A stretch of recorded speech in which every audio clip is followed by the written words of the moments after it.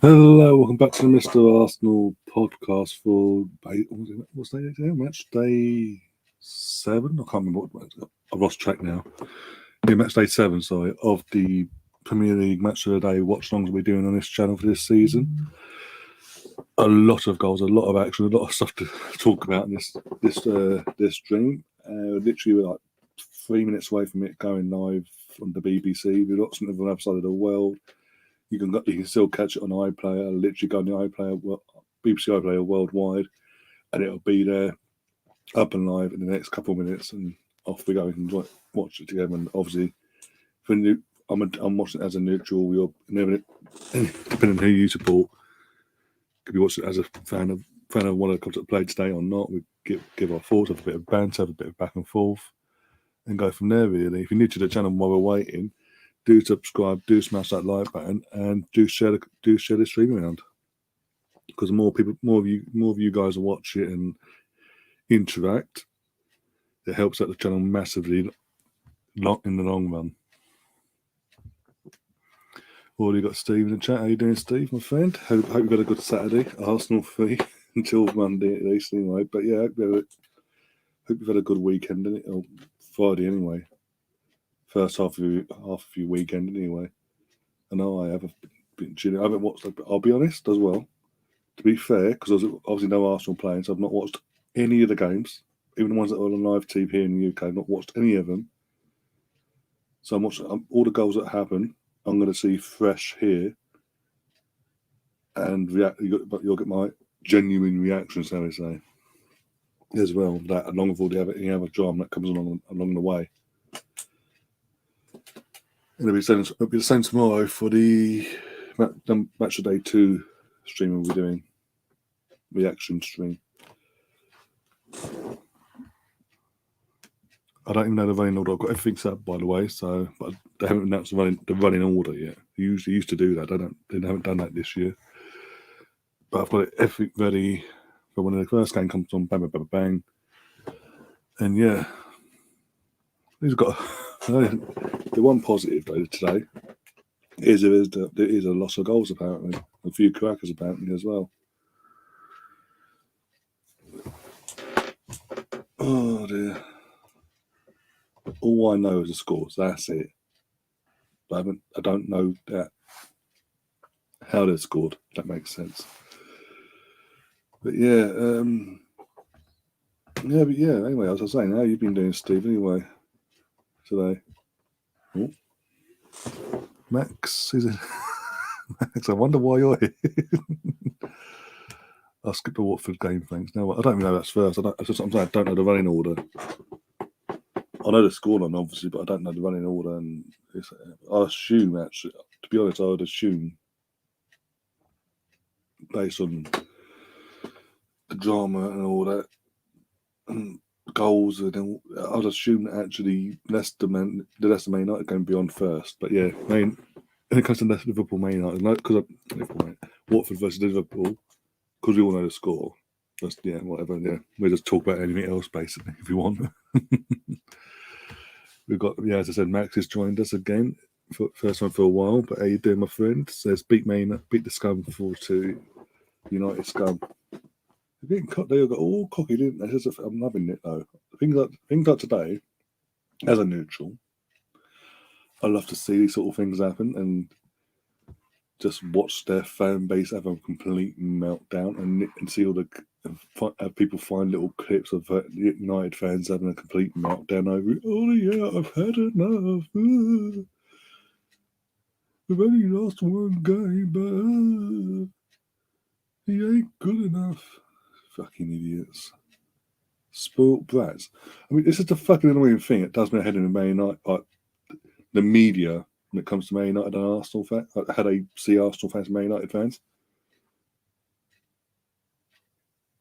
We're seen for years. We've been seen as spoilt brats, basically, for the last 6-7 years, maybe longer, because we had the audacity to not compete for a title.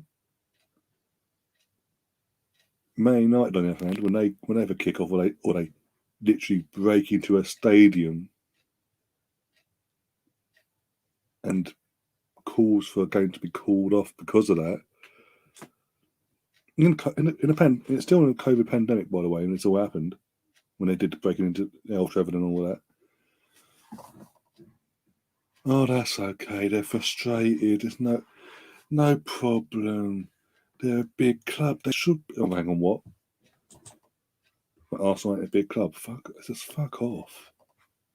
There's double standards here. Leicester Man United on first. Yay, that's the first game. Got it right. Watford, Liverpool, Villa, Wolves.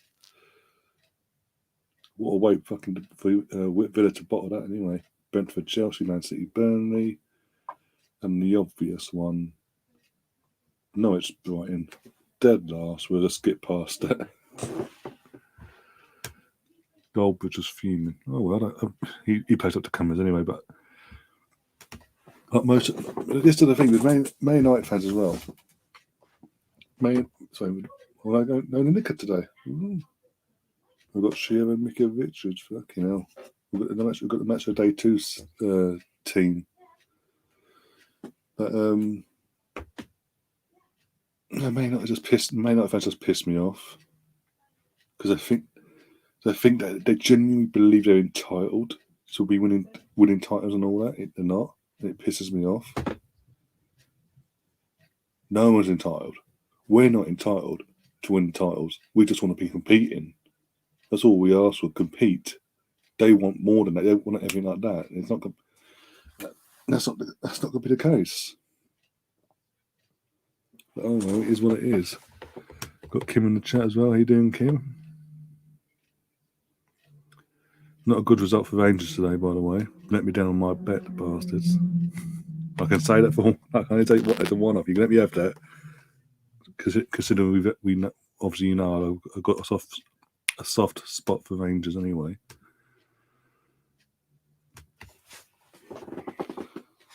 Oh dear.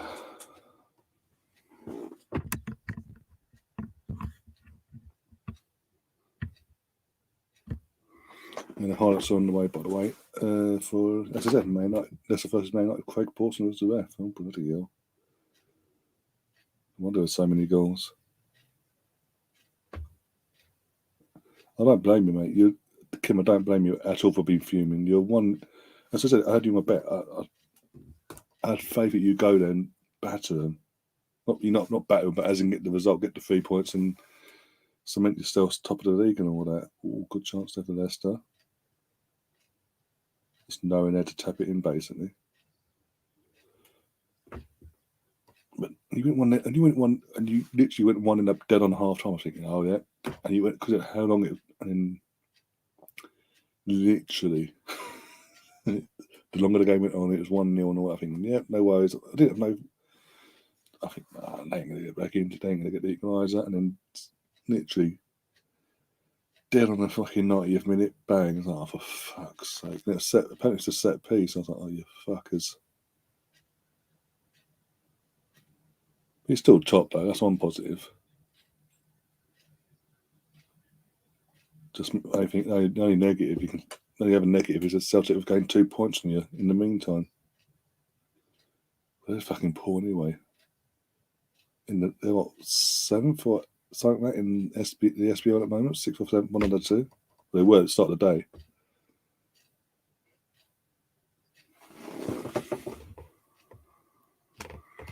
There were some cracking goals in this game. I've heard there was. I haven't seen the goals. That's what I'm saying. I haven't. To be. So you're getting my. Oh, where we go? Oh, fucking hell! What? Who's that? Fucking hell! Man United 1-0. Greenwood. Fucking what a shot that was. They slated Maguire on the radio. Let's have a look here. One sec. Yeah, some bloody. What a hit from fucking Mason. Comes in off the bloody right hand side on his left peg. Boom, top bins.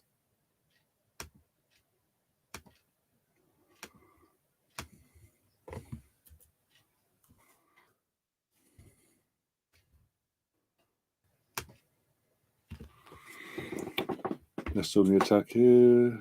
Oh my god. Ricardo almost scored from I say cross because it's basically a cross, but the way he hit it, one that was slight bounce, That bounced a bit earlier. That could have gone in. How's that not a foul? Maguire, okay. This is why I'm going to have a go at Maguire there, because he's literally just gone. The ball coming towards him in Nacho. He's like this. He's got in Nacho like that.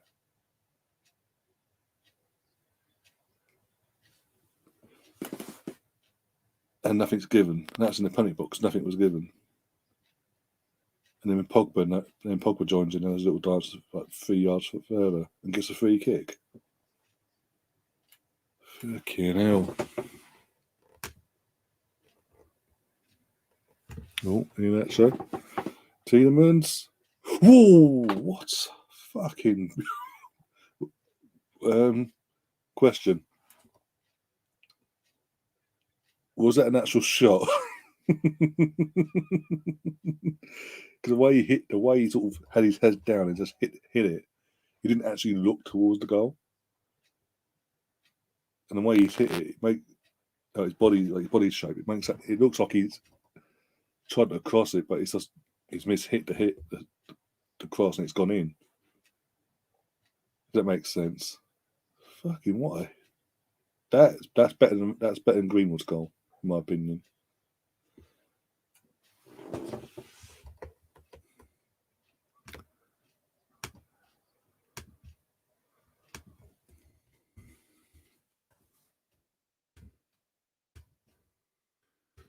Oh dear, Max, how you doing anyway, my friend? Obviously, you're buzzing after today's game by the sounds of it. What? I know I'm only seeing highlight form here, like highlights of the 90 minutes. But Leicester have been away to United from what the highlights are showing here. Completely second half now. Here we go.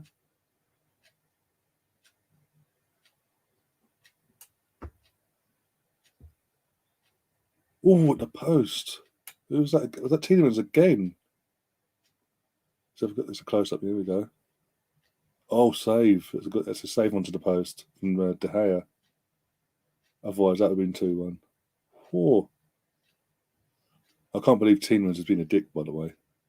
In the sense of he doesn't want to sign a new contract. He wants to move on to bigger things, as his agents put it. So what a dick move.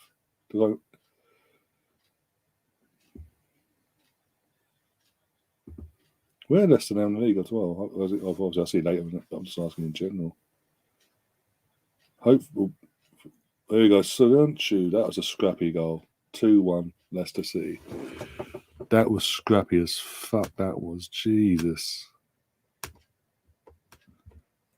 That was literally pinball it was a corner, basically. Comes in, it does like pinball all over the place. And Söyüncü's in the right place at the right time, just pokes it in. Into effectively an empty net. Cheddar's in the chat said I stopped watching the match. I'm assuming he's on about the East Liverpool game against Watford at half time. Couldn't believe the score went 9 when I checked. No, it's ridiculous. Yeah, we all know the score. The score for you guys was ridiculous. So get on to it and go into that game. But yeah, but the fans, the Watford fans, they need to have a hard look at themselves today. New manager. First, obviously, oh, here we go. Rashford, onside, offside. It's balls in the net, so I'm assuming onside. Rashford is 2-2. Yeah, it's gone 2-2 on the screen, so Rashford scored. There you go.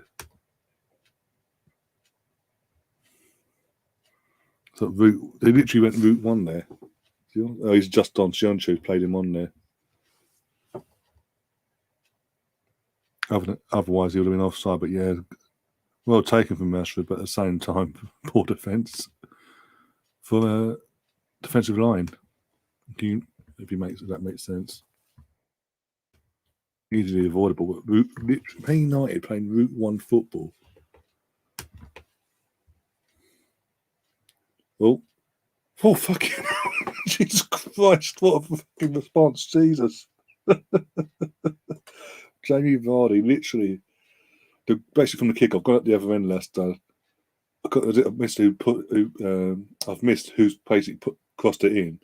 And Vardy's just on the outside. It's down to Vardy. He's outside of his boot, and he's just swiped it with the outside of his boot, and it's boom, curled into the the top corner there. Got the fucking words out. Quick.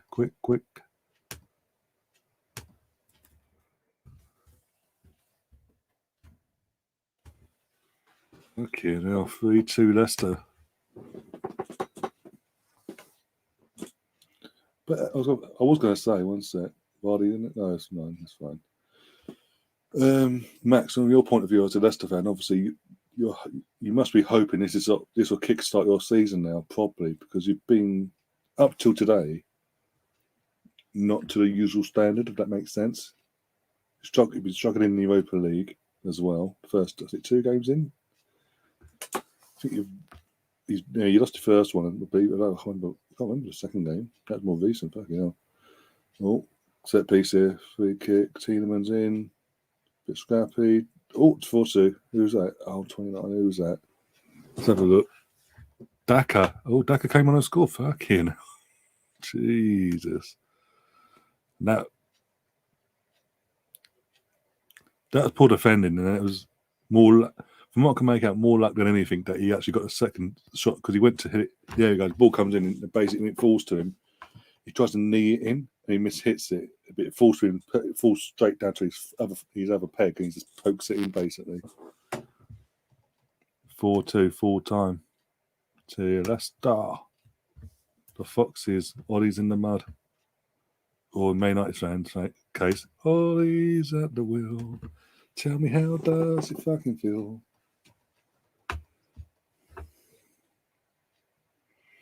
Yeah, because obviously when you come back and what's my point was basically, because he's literally been nowhere near the level you have been for the last 2 seasons. At this start at this point of the season, usually you have a quick, automatic push on at the start of the season that puts you in a good stead for the second half. And if you have a bit of a dip off, you still obviously land in the European spots. You just miss out on the Champions League, but you always have that great start that puts you in that position in the first place. Whereas this season, it's been a bit of a meh compared to, when I say meh, to the standards we've been accustomed to, and even as neutral fans to see Leicester under Brendan.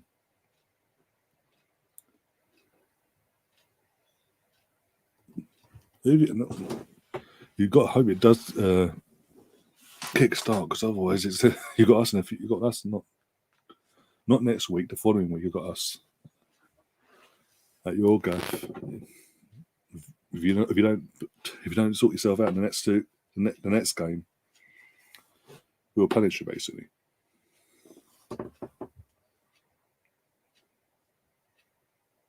Got Russ in the chat as well. Russ is in the building. Got the Arsenal Misfit amongst a few others.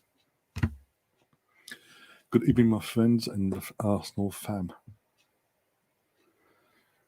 How you doing anyway tonight, Russ? Obviously, we was out last night. Your little Back to the Future musical that you went to.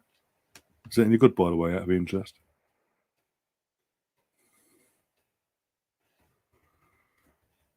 I'm happy the chat one set. I didn't. Kim saying she had Man United to win on her back. I didn't touch it. This is the one game I didn't want to touch. I really weren't sure if it could have gone either way, win either side or draw. I just weren't sure. So this year has been a weird one as well. So far, for these sort of games at Man United, Leicester's. Who's the other one?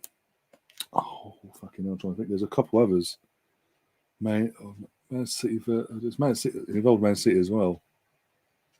Is it Man City, Leicester? Yeah, both games involving Leicester. Man United and Man City, Leicester usually Super Sunday games or the early kickoff on a Saturday or the 5:30 kickoff.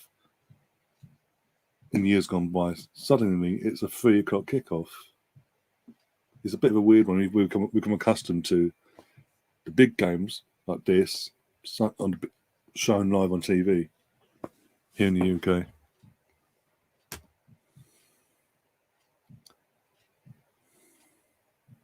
That's cool. Glad you enjoyed it. non-football related, obviously, so that's a plus as well.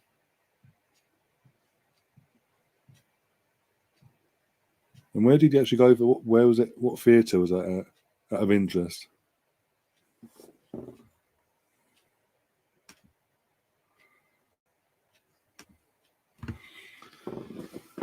Oh dear.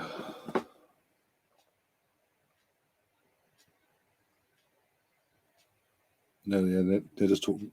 Now they're just talking about the fucking analysing the game, praising Leicester basically, and ripping into Man United's lack of defensive nous, basically.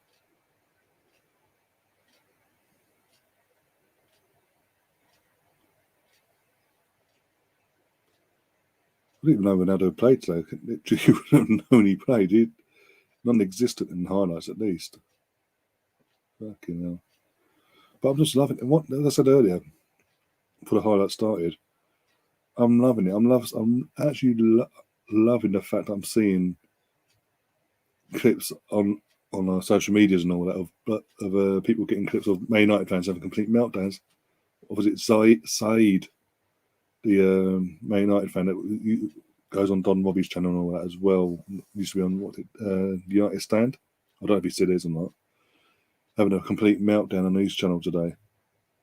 4-2, I can't take it anymore. I can't take it. Ollie out. I've had enough. Ooh, fucking melt.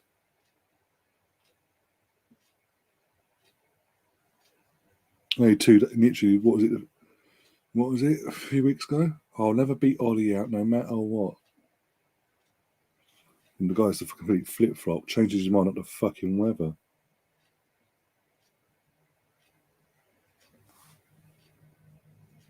Is this United's next lot of fixtures? Liverpool, Tottenham, City, Watford and Chelsea. Fuck, that's got to be, because obviously Leicester's next, where we are in 2 games, we're playing Leicester in 2 games time, so that's a tough one for United. Good luck.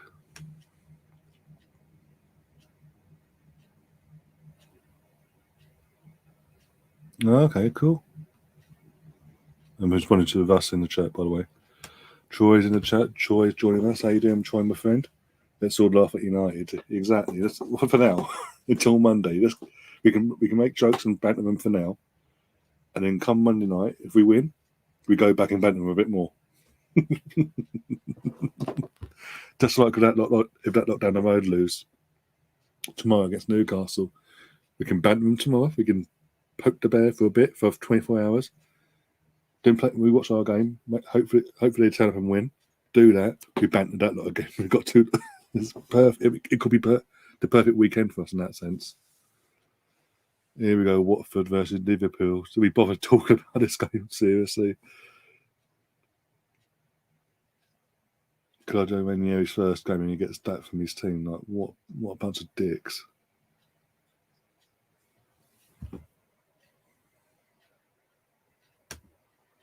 For the next while, yeah, they're just showing it on the screen there. Literally, what was it? You could say the only game you could say them getting 3 points for definite is Watford, going by today's performance anyway with Watford. But they've got to play. They've got to play Liverpool, City. I think they've got Chelsea as well amongst it, and Watford and someone else. I just completely forgot who the 5th team was. Not going to watch this bit. No, you can just chat it. Steve, just put it on mute and just chat with us here. Listen to us chat away. Go and get yourself a cup of tea. Or coffee or whatever preference of your beverages. There you go. 1-0 Liverpool already. Bloody hell. Mane. Fuck's sake. It was started. Jesus. Mane with his 100th Premier League goal. Not wrong one. There we go. That's the one I wanted. There we go. Boom.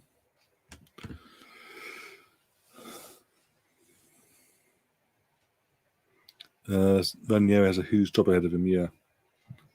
And with performances like that today from the players, Danny Rose has got. I think Danny Rose played today, didn't he? Oh, what's a save from Ben Foster there? There's a Salah with the shot. No Salah. I don't think we'll be in a cycling GK vlog for this game. Put it that way. John Moss. John Watson. Moxley. What was it? Basically, the commentator in England that retired, literally, for anyone not living in the UK, doesn't know what I'm on about, retired like 4 years ago from commentating. Was in the stand state. Watford, sorry. Oh, it's 2-1. Yeah, that was easy. Oh my God. Literally just walked through like a knife through butter. And Firmino's just standing, literally just stood on the line and gone, boom. Fucking hell. I honestly thought you'd get with Watford today, you'd get a bit of a reaction. New manager at home as well, the fans and all that, and give Liverpool a bit of a fight today. But by the look of it, it's just like easy streak FC. If they ain't careful, they're going to get dragged right into this relegation scrap along with Norwich, and they'll go straight back down. And in the meantime, Ranieri will be sacked, and some other poor mugs will be brought in.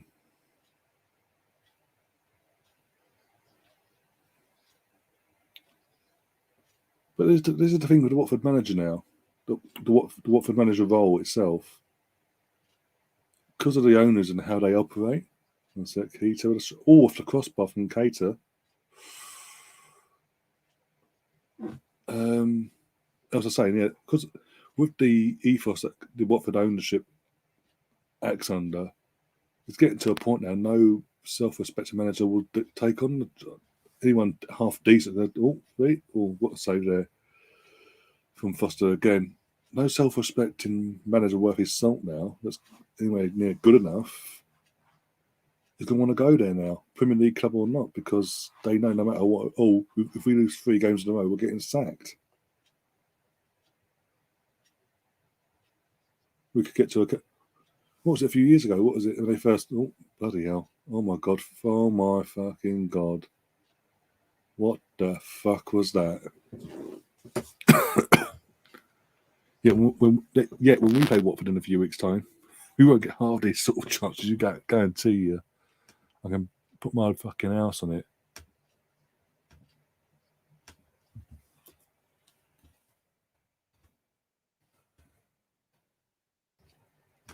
Ridiculous. Complete madness, if you ask me. Absolutely piss poor defending. I feel sorry for Ben Foster made 2 fantastic saves since the second goal. 2 outstanding saves there. And also there's a shot that hit the crossbar as well. And his defenders is constantly letting him down. He's thinking, what the fuck? Oh, here we go, Salah. Oh, no. Got a block in there. Ball back to Salah from Firmino. Oh, go on. Oh my God, that's a goal. Piss poor defending, but can't take it away from Salah there. The footwork and everything, getting himself turning the defence inside out, and another one, creating so much, literally to a point he has so much space in the world, he should just pass it basically into the far corner, didn't it? And Ben Foster hasn't got a fucking cat and hell chance from that angle. Jesus.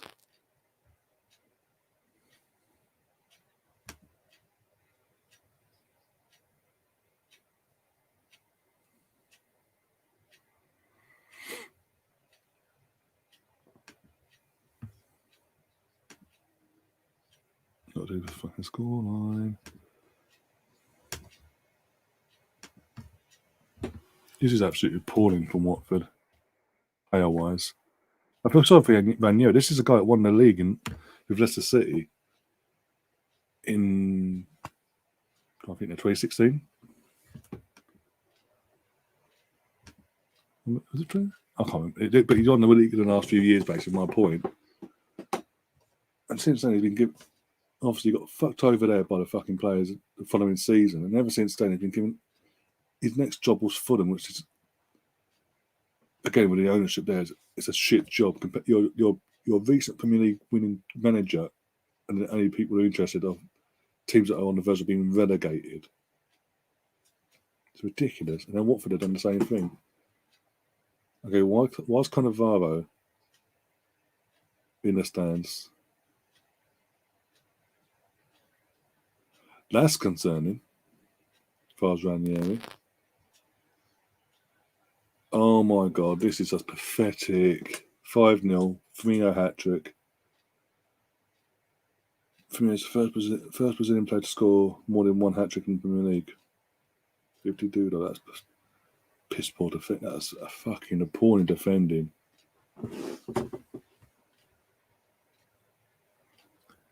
I'm confused. Who are we playing on Monday night? Crystal Palace. This Monday night, 8 p.m. kickoff, Crystal Palace. But the channel itself will be going live at 7:30. That was pathetic defending.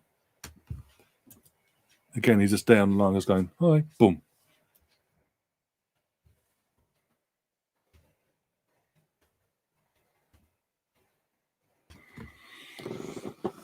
Oh dear.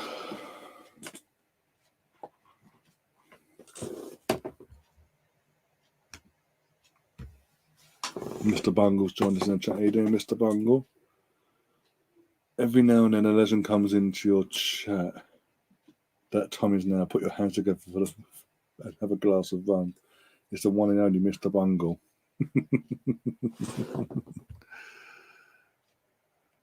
Watford, oh fuck, no point of getting it. This is the thing. I think even the fans now getting fed up with this. Initially, I think they're up till they got relegated a couple of years ago. Not obviously last season they promoted it, but the season they went down. I think that's when they sort of started getting pissed off and getting annoyed with the owners, and that's because of that ethos of hiring and firing in the rate that they do it. And I think now this is sort of the nail in the coffin sort of thing, and they're sort of not on their side now. They're getting fed up because, like I said before,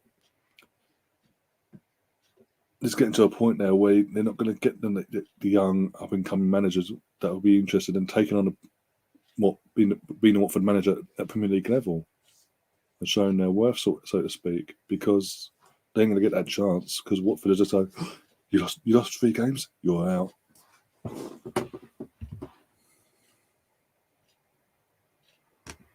Why are we playing on Monday of Sky? The reason we're playing on a Monday, literally 2 games in 4 days. Very positive, you don't have to travel, but the point is we've got to play 2 games in 4 days because Sky are dickheads, basically.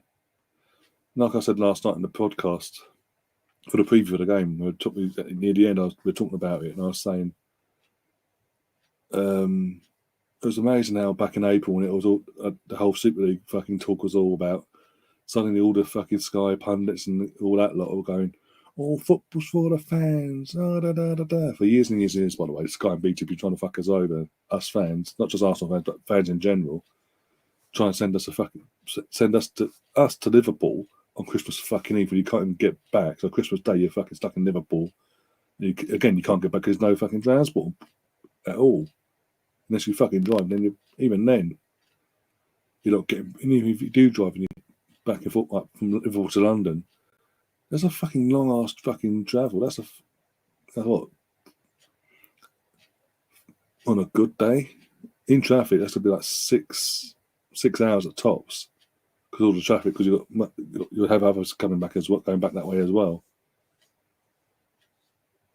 5.5, 6 hours. That's and you literally. We've got young family as well, kids and all that. They're going to be up straight away as soon as you let through the door. Basically, the kids are getting up to fucking open their presents and all that. But my point is now, looked at it, said all that crap about football's for the fans. Football's nothing about the fans. This is so disrespectful. And then they've not changed. This shows they haven't changed. They don't really care. It was just all wordplay. Try and get us on side because they knew where our heads were at, and it's completely a load of bollocks. But hey, it is what it is. There's nothing we can do about it.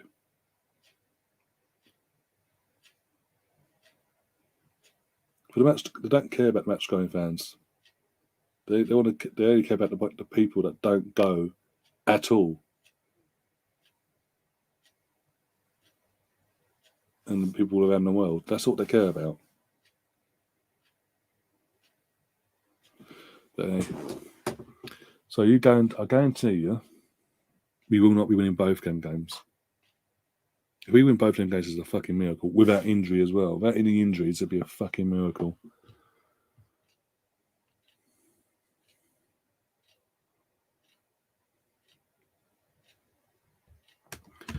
Anyone know how Eubank fight went? He won.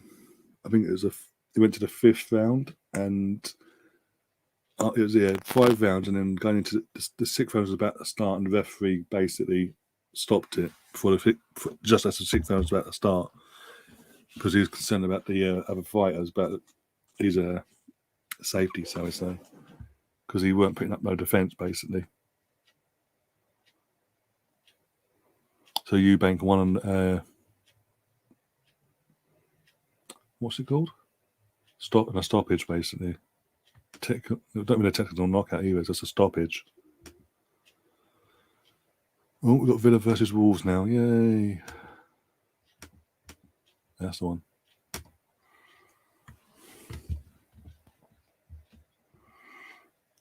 one. Stefan saying Christmas in Liverpool sounds good. Laugh. Seriously, mate. That's an absurd fixture. That was literally what I think that was the. Remember the year that because I mentioned it last night. That was the year. No, the year we won. We drew 3. Not 3-3. Oh, it was the year. I'm trying to think. It was the year after that, weren't it? I think now. 26. Was it the fucking thing? I'm trying to think what kits we had now. Does it? I'm going to base it on kits. Yeah. But basically, we're playing. Yeah, no, yeah, literally, it was the year we lost. I can't remember what the score was, but we lost, I believe. Oh no, it was a 5-1 under Unai Emery. That was it. The year we lost 5-1. That's it. Steve's back. Get back to Steve. Been on the attack, but yeah, the year we lost 5-1. They tried to literally arrange that fixture for Christmas Eve. It was put in place initially for Christmas Eve, and then all the backlash, because they announced it all as well, and because of all the backlash they had, they then went back to the original date. We still lost 5-1 anyway, so.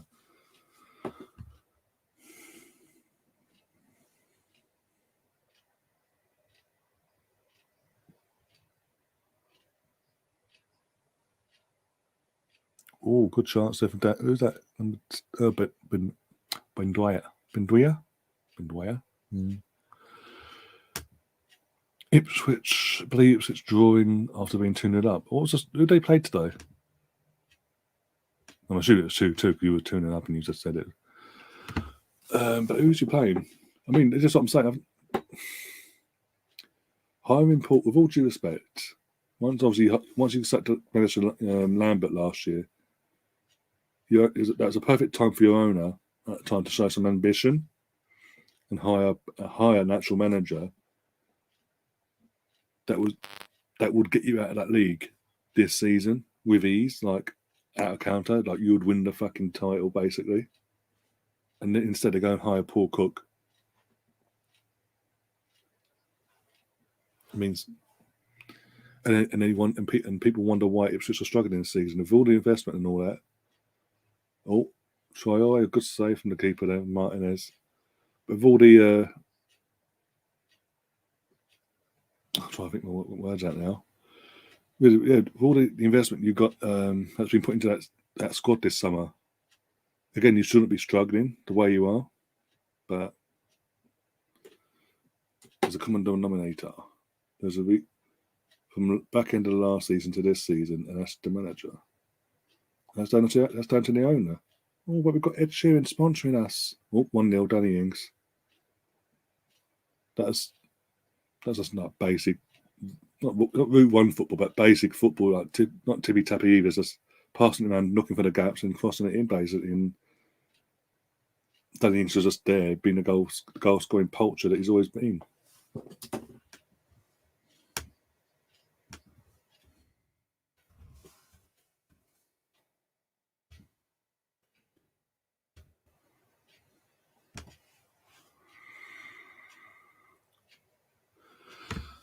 Steve saying I was there when we lost 5-1. I feel for you. I couldn't be honest. Because it was I had work anyway. But yeah, if I hadn't had work, I might have gone. But I couldn't get out of work basically. Thank fuck in the end. So initially, I was actually a bit hacked off that I couldn't get the time. I wasn't getting the time off. But once obviously the day came and I was fucking hearing a score come in from getting people outside, I was like, no, thank God I didn't go. I'd have been absolutely fucking fuming. Travelling all the way to fucking Liverpool just to get fucking thumped for, that's 2-0. Oh my God. That was a bit fluky. That was McGinn with the goal, but it's fluky in the sense of the initial, there's obviously it'd be more defended initially, then the shot got let off. I'm trying to see who got the first shot off on set. There's a mistake from Hen Chan. Mings, is it Mings? I'm trying to think who that is. I'm trying to see who that is. Oh, Watkins. Because he looks like a big from a distance, big stocky guy. Watkins basically had a shot, it deflected, it felt perfect into the beginning. He had loads of space, acres of space, and he just gone bottom corner. Keeper had no chance because he got unsighted by it all. And it's 2-0 Villa.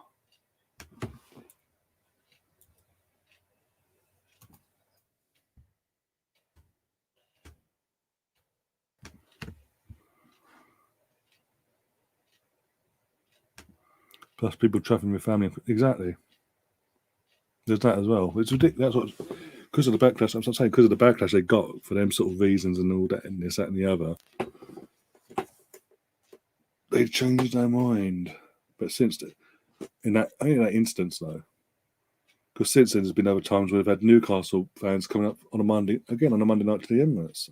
I've been at them games Monday night under the lights, live for Sky, Arsenal versus Newcastle. And yeah, genuine Geordie fans from Newcastle have had to travel down, and then they're going to have to travel straight back up that night, straight away. They're not getting back to like 4 in the morning, 2-1, at least 3-4 in the morning. That's 2-1. Yeah, who was that? Sice with the goal there.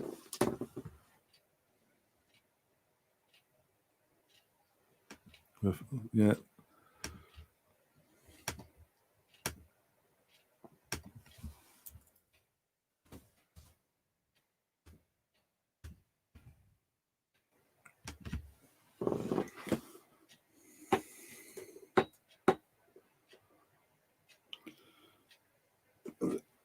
And again, they've just gone and proved themselves to be absolute knobheads, like we always knew they were.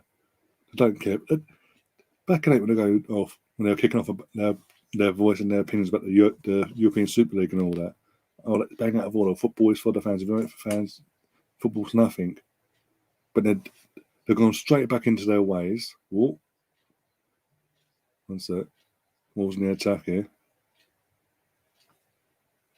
Ball in. It's a bit too. Oh, there we go. Eventually. Got it over and on eventually. Who was that? Connor Cody, the goal there. It was scrappy. It was a scrappy one in the end. But as I said, it got it over and on in the end. It's 2-2 now. So Villa fucked up a 2-0 lead. Jesus Christ.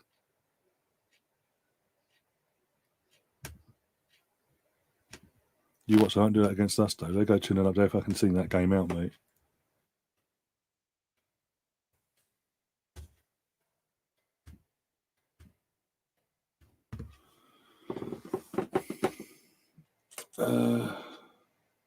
As I was saying now, literally, so the Premier League, BT Sport, and Sky Sports have just gone back, and I think they said back in April, well, football's for the fans, they care about the fans, they care and all that, and just gone back to the old routine of fuck you, lot, we're doing what we want.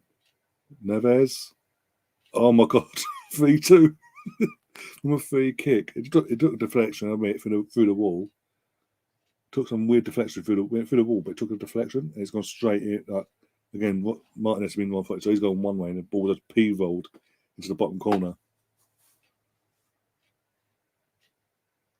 And literally everyone, even the goalkeepers, have come flying down the pitch. And was that number 3? Yeah, it was a huge deflection, but it was gone. The shot initially was on target, so it's been given as a goal to Ruben Neves.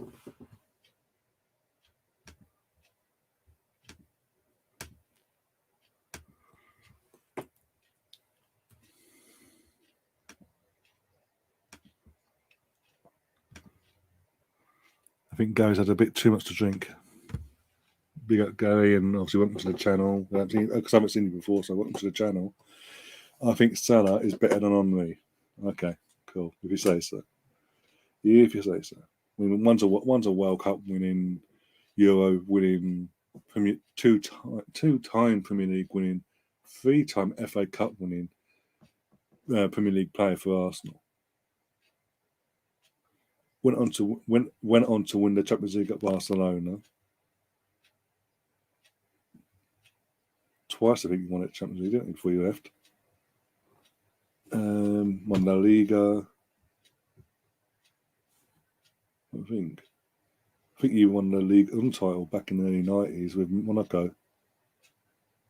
And Champions League semi-finals back in them days as well. But at his pomp, he was at Henry's pomp. He, even as an Arsenal fan, he was untouchable. On his day, no one could get near him. There was literally that brief purple patch in particular in the 03-04 season near the end, and the sort of trying to think in between, just like the week before and the week after Easter, like the 3-match day period where he literally every shot he had was just going in. Everything he touched was gold, basically. Gold, pure, perfect gold.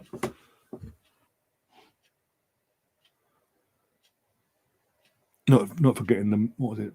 I'm trying to think now. Golden boots. Henry won. He won the golden boot, the double winning season. Won the golden boot in the 03-04 season. Won the golden boot in 05. He won like 4 golden. Yeah, 3 of. I think now. He literally won 4 golden boots in the early 2000s as well. Two of them being title winning seasons as well, and definitely 2 of them weren't obviously in the title winning season, but it was still in the. And he had that knack, even though because you got to remember back then everyone played a 4-4-2. So, and he had a knack. He would never stay in the strike order. He would always go off in the wing, out on the left, majority of the time, and cut and then run and cut bits and like, sort of come back in and himself and cause trouble down the wing and swap roles and things like that. And he had variety to his goals as well. He could score from anywhere he literally could score from anywhere on the pitch. He literally actually scored with his back to goal and backheeled it into the goal with a defender on his back.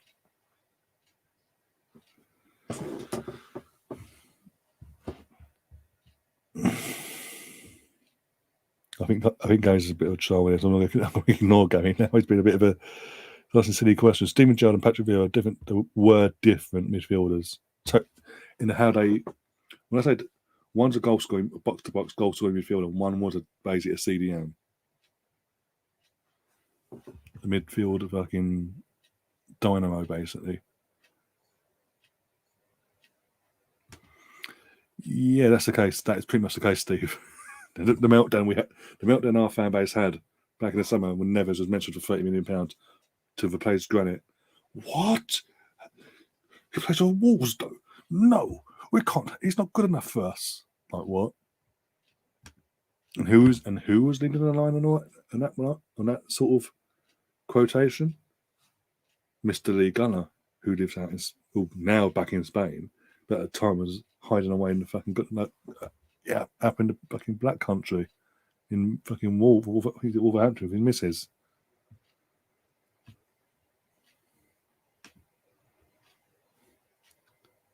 Oh, for God's sake! They're now because I've got Alan Shearer on, ladies and gentlemen.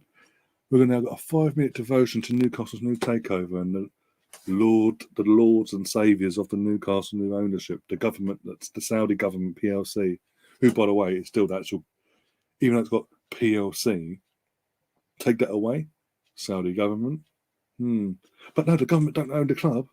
Well, can you not read? Fucking morons.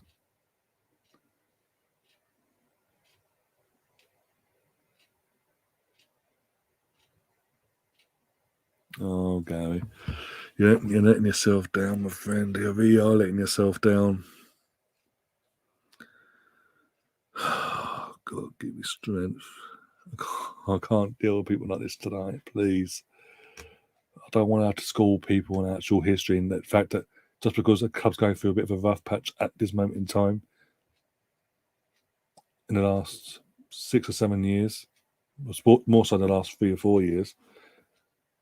Yeah, it's been more so the last 3 or 4 years, but it's been coming in the last X amount of years. Doesn't make us doesn't make a club a small club anymore. A small club, sorry. That's far from the case.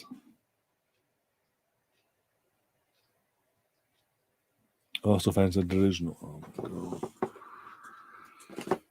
It's not because I'm not agreeing that Arsenal are a small club. We're not.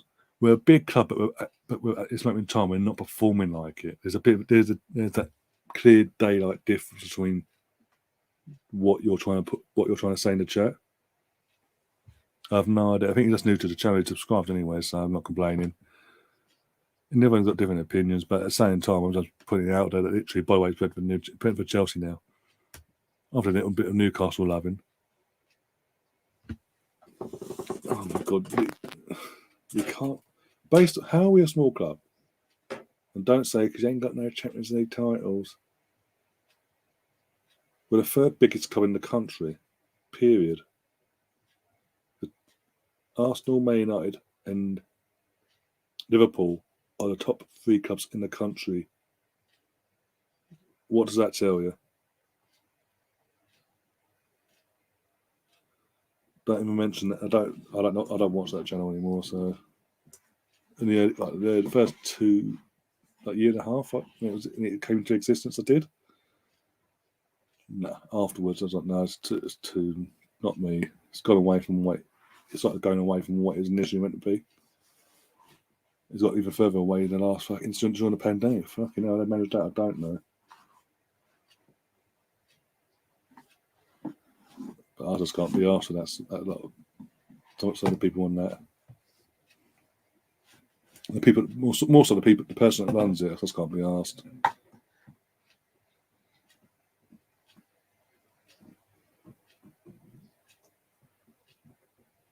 But for the few chances, have had a few chances here, by the way. But yeah, going back to what fucking Gary was saying, we ain't a small club. We're the 3rd biggest club in the country. In our entire existence, based on our entire existence, we are the third best team in the country. 13 league titles, 14 FA Cups, European Affairs Cup back in the 70s. I'm trying to get the year right now. Going fast forward, the European Cup Winners' Cup in '94 would have been '95 as well, but at the last minute got Naeem done Seaman, and that was it. That done us out of a fucking retaining that title. We've won the League Cup. I think now 6, 7 times, maybe more. It's been that long since we've won it. I forgot how many times we've won it, to be honest. In that sense, in the late '90s, early 2000s, us and United were the only clubs going for the fucking title. Ben Chilwell just scored. For Chelsea, so it's 1-0 Chelsea. There you go. The left back scores. All the players have got, the left back fucking scores. And not a tapping either. That's all. What was it?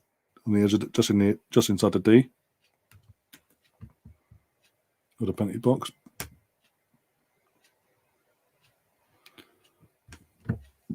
On the bright side, Arsenal will win the Conference League before the Champions League. Mate, are you a Tottenham fan by any chance?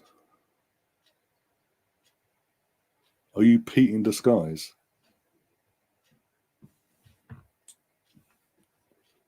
I have no doubt, literally. I said, what was it, 2 weeks ago on the podcast? I can't remember what it was now. But it said 2 weeks ago. At some point, I'm 32 now.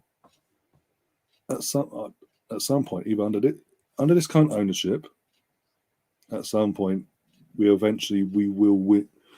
get back into the Champions League. At some point, we'll be lucky enough to win one under this current ownership. If we were to get new owners that not only gave us shit and knew what they were doing, and invested in the team properly, and this, that, and the other, invested in the club and in the community, and this, that, and the other, like we see at Leicester, Man City, even Chelsea to a certain degree, but more so, I say more so. Take the example of Leicester City ownership. Basically, if we had that sort of ownership, I guarantee you, I'll witness my team, my club, win more than one Champions League trophy in my lifetime. That I've got left anyway. But under the current ownership, I think we'll be lucky enough just to get the one eventually. But it will be down to pure luck more than anything. But it won't be under Arteta. Before you even say it will not be under Arteta. He'll be long gone before that happens.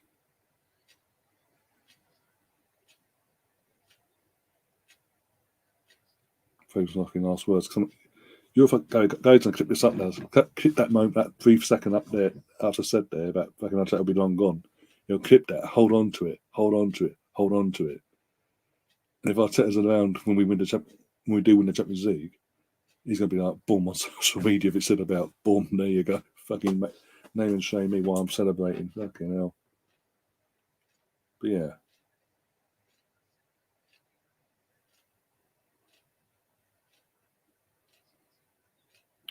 I think pressure's on. I think the pressure's already on the ownership at Arsenal to start giving a shit and start actually investing in the club, in the squad, and this, that, and the other. Because obviously, Man City ownership, the Chelsea ownership, the way Liverpool have gone about things, that's the City of the Mersey as well under their ownership. Man United are always going to be around there as well. So the pressure's on there to keep in touch with us, and the fan base. We as a fan base have put that pressure on them. In one sense, but also now the added equation of Newcastle possibly another force to go toe to toe against. That could force them to sort of eventually do a Mike Ashley and set up, put the club up for sale and get out of here before it's too late. I live in hope anyway. But yeah, Chelsea finished. Apart from that goal, not much actually. Going for the game, I didn't watch the game actual live because I used to do it because I was doing this. But going by the highlights, Brentford had a fair few chances and they were extremely unlucky.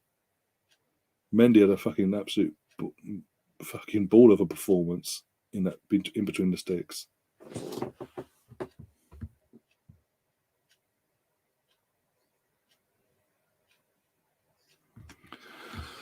Do you think Arsenal will win a major trophy in the next 5 years, mate? Don't even disregard the FA Cup for fuck's sake. I've grown up. I'm 30. Again, I said as I give my age. I'm 32. I've grown up the FA Cup as a domestic trophy and all that. It's like a holy grail. If you win it, it's like fucking fantastic. It's not the first domestic trophy. Obviously, the first domestic trophy is a league title. I've witnessed my team win the League Cup and FA Cup double in '93. Yeah. Like the 93-94 season, whatever. I've witnessed my team win the league and the FA Cup twice out of the 3 times it's happened in the club's existence, for fuck's sake. So you can never, don't even dare disregard. Just because Ferguson started that, Sir Alex started that fucking, putting that wheels in motion back in 1999-2000 season by fucking pulling out of the FA Cup. So it's just the World Club Cup, bollocks. Thinking that was a devil. They didn't even win, by the way.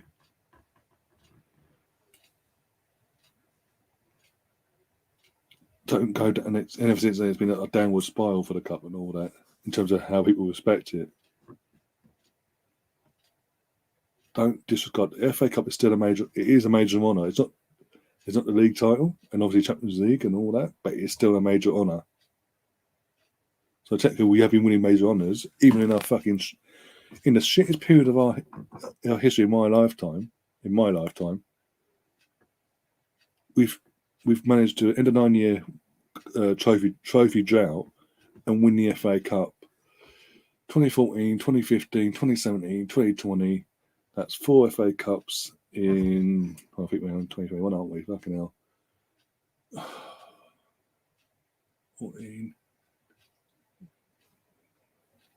In 8 years. That's literally 4 FA Cups in 8 years. 4 out of the 8. We've won half of them, for fuck's sake.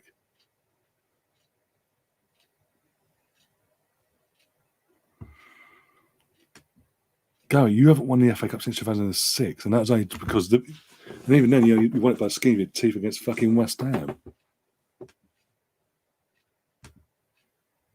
The FA Cup is not a small trophy. Burnley is Man City Burnley now. Please, next game.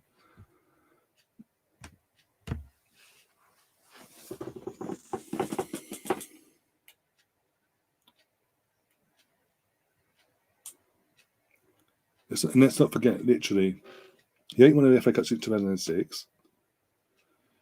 And then under Kenny Dalglish, he played Cardiff City in the League Cup final in 2012 and only just won it on penalties.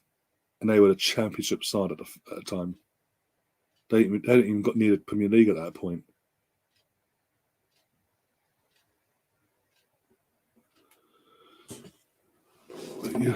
You were out of all the races for anything else when you won the FA Cups. 2014, actually, for the majority of that season, we were in the title race. We, due to injuries and all this and that crap, 1-0 City, but Silva was tapping. But 2014, apart from literally like the last 4 or 5 games of the season where we just fell away, up to that point, we were in the title race. We fell away. The last few weeks, we started dropping needless points. It cost us the title. We could have won the FA Cup and league then, but we didn't. Because of our naivety to not let injuries fuck us over. But hey, it is what it is. 2015, 2015 we were at. 2015 we didn't even fucking bother that year. Jesus Christ for the league. 2017, we finished literally.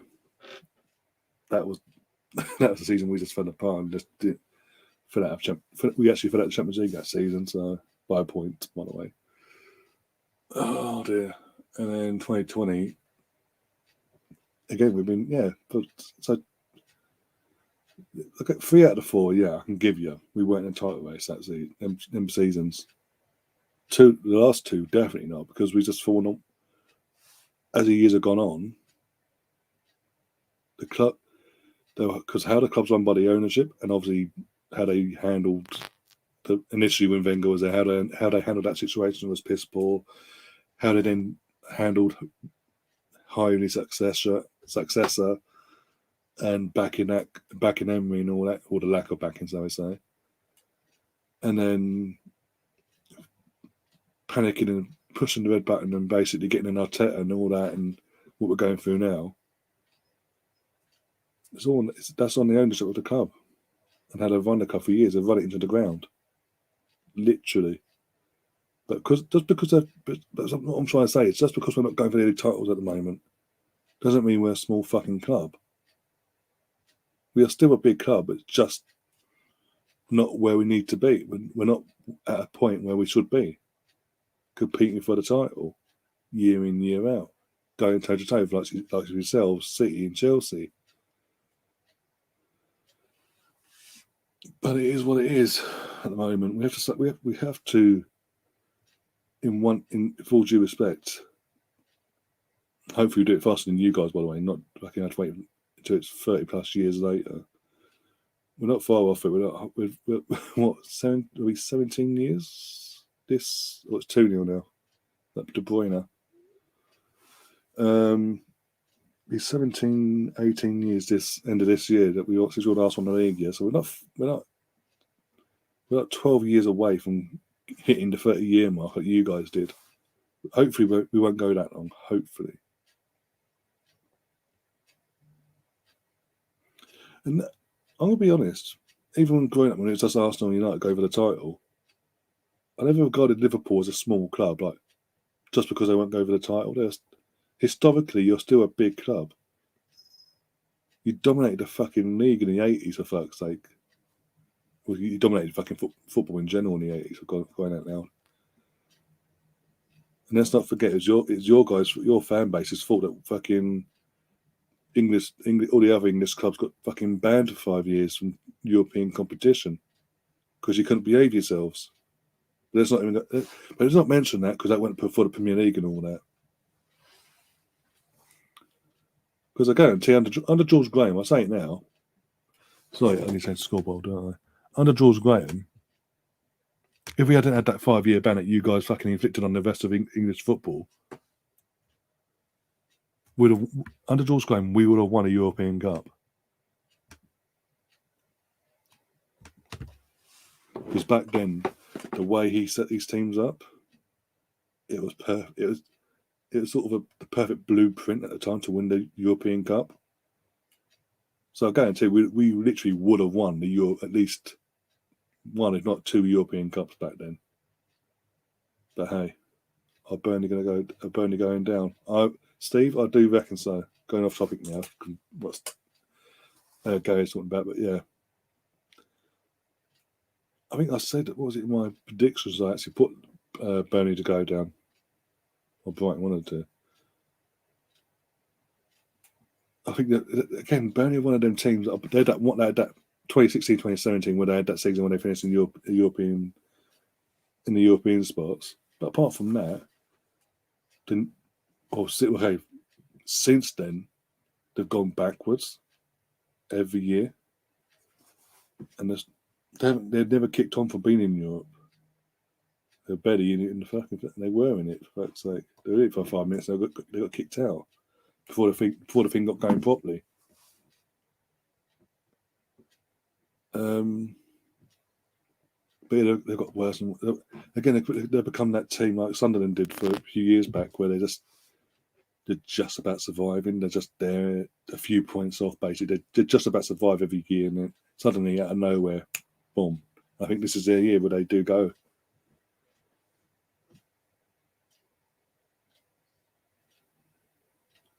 And the thing is, because of no disrespect to Burnley, if the board was to sack Sean Dyche, there's no, because it is Burnley, and it's where they're located and all that. They're not going to attract a better manager that'll be able to get them out of the mess they're in and keep them up and take them to the next level.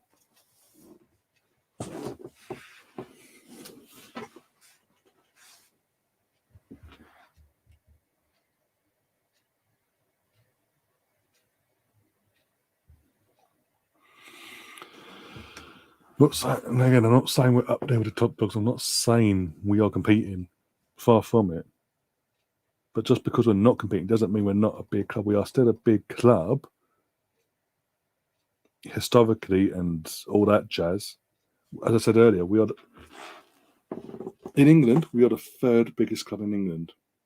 Man United, Liverpool, and then us. based on league titles.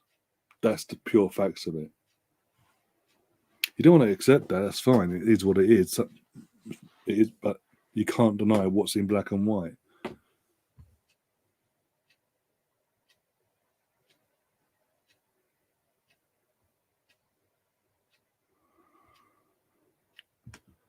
It's like, even again, going back to Newcastle as well. We don't want to talk about fucking small clubs and all that. Newcastle it's not a small club. Liverpool, when they go for the 30 years, in that 30-year period, you didn't win the league title, you were never a small club. Maybe you weren't competing for titles, but again, historically, because of what you'd built up in your history, club's history, you're not a small club.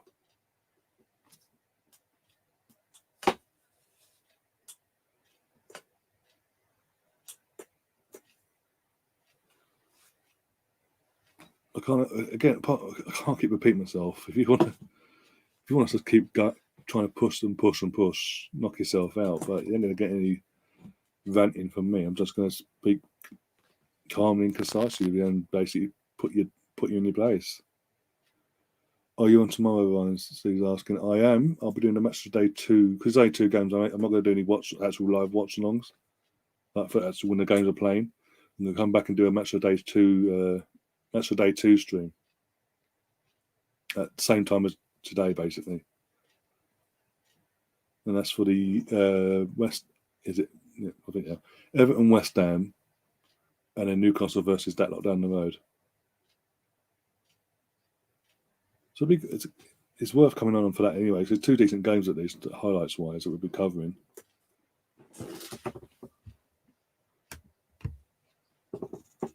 That, yeah, that's worded perfectly. Gabe, you're still here. You're still here.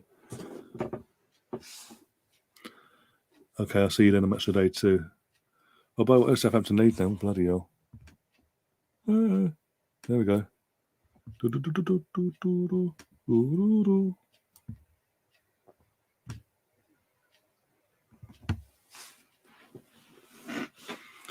Exactly, Stefan. About as well. Exactly. Leeds have always been a big club, regardless of league positions and where they've been in, whatever leagues they've been in, and all that. Not the Forest are a big club. They've won 2 European Cups, for fuck's sake, but they're in the Championship at the moment. So what? They a small club, are they?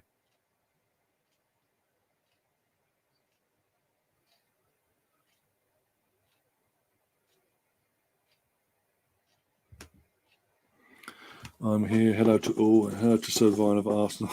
How's the Kingdom of the Loft today? Not too bad. It's not freezing, but put it that way. Sometimes, because I'm going into winter now, fucking bitter. It's like you start feeling the temperature. So far, so good though. Dan James on attack for Leeds. Cuts in and just stands there. Great. What way to slow the attack down? And then Rafi, was it? Oh my god, what's Sophia doing there? Dan James back in with a cross, straight to the goalkeeper.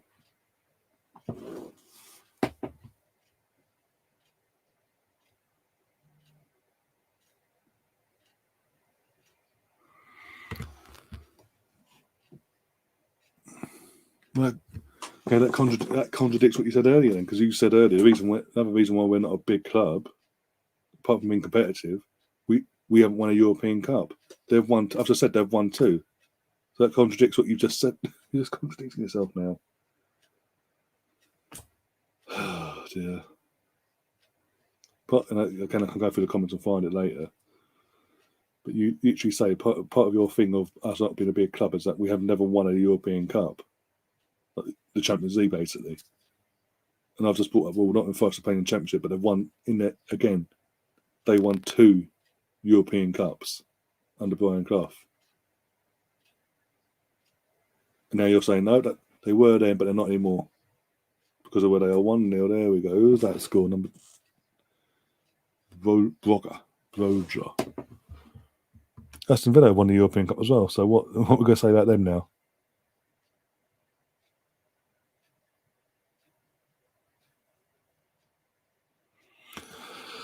Not in the whole of not in the whole of Arsenal with where's that today? Getting tired now. Not in the whole of Arsenal with all the trophy together with a Champions League. I'd put Arsenal as a big club. Well, let's talk about the whole club, under 21, the women's team. You put it all together as one. You've got a Champions League title then. 2007. Vic Akers, the then kit manager / Arsenal women's manager, won in the 06-07 season, won every single trophy, all 4 trophies to go for League Cup, FA Cup, League title, Champions League. So now you got if you're gonna vote it like that. Fucking hell.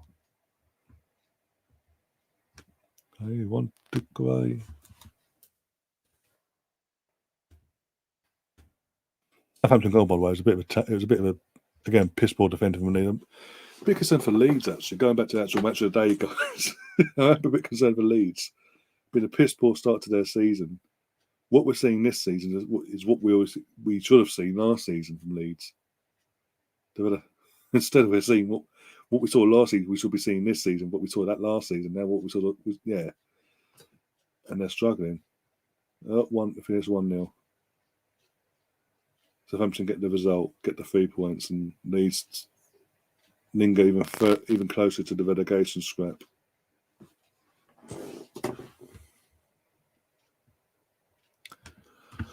All the FA Cup, League Cups. Now you're changing the. Oh my god!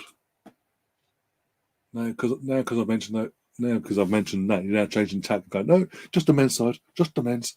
Everything else doesn't count. But we're going back to just the men's. Fucking hell, man.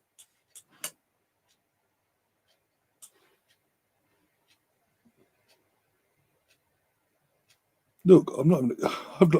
Again, I've been considering you're saying my club's fucking small, and I put up a comment with one of my regulars in the chat talking about fucking.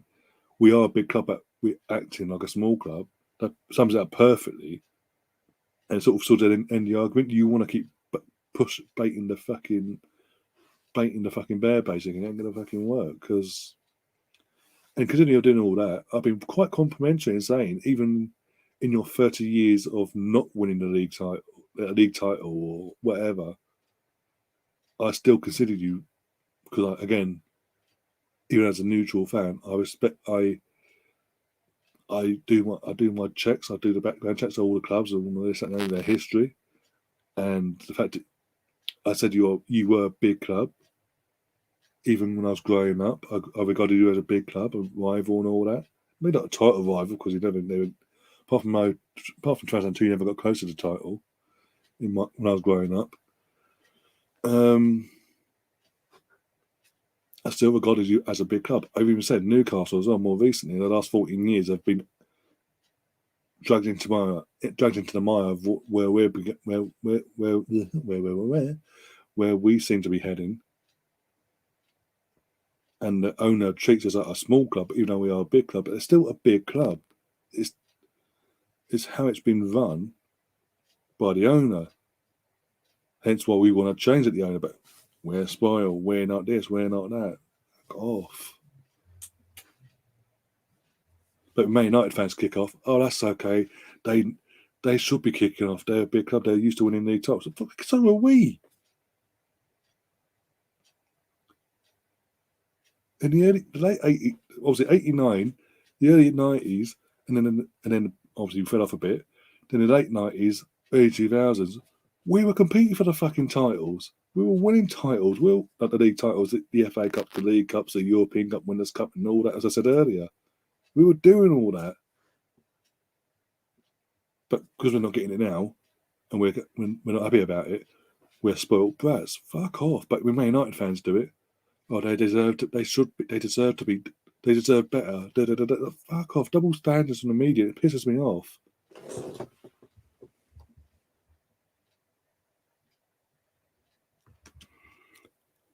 Yes, it might be acting like a small club, but I think Arsenal, not all Arsenal fans, there's some Arsenal fans. I agree with that, Kate. This is where I agree with you.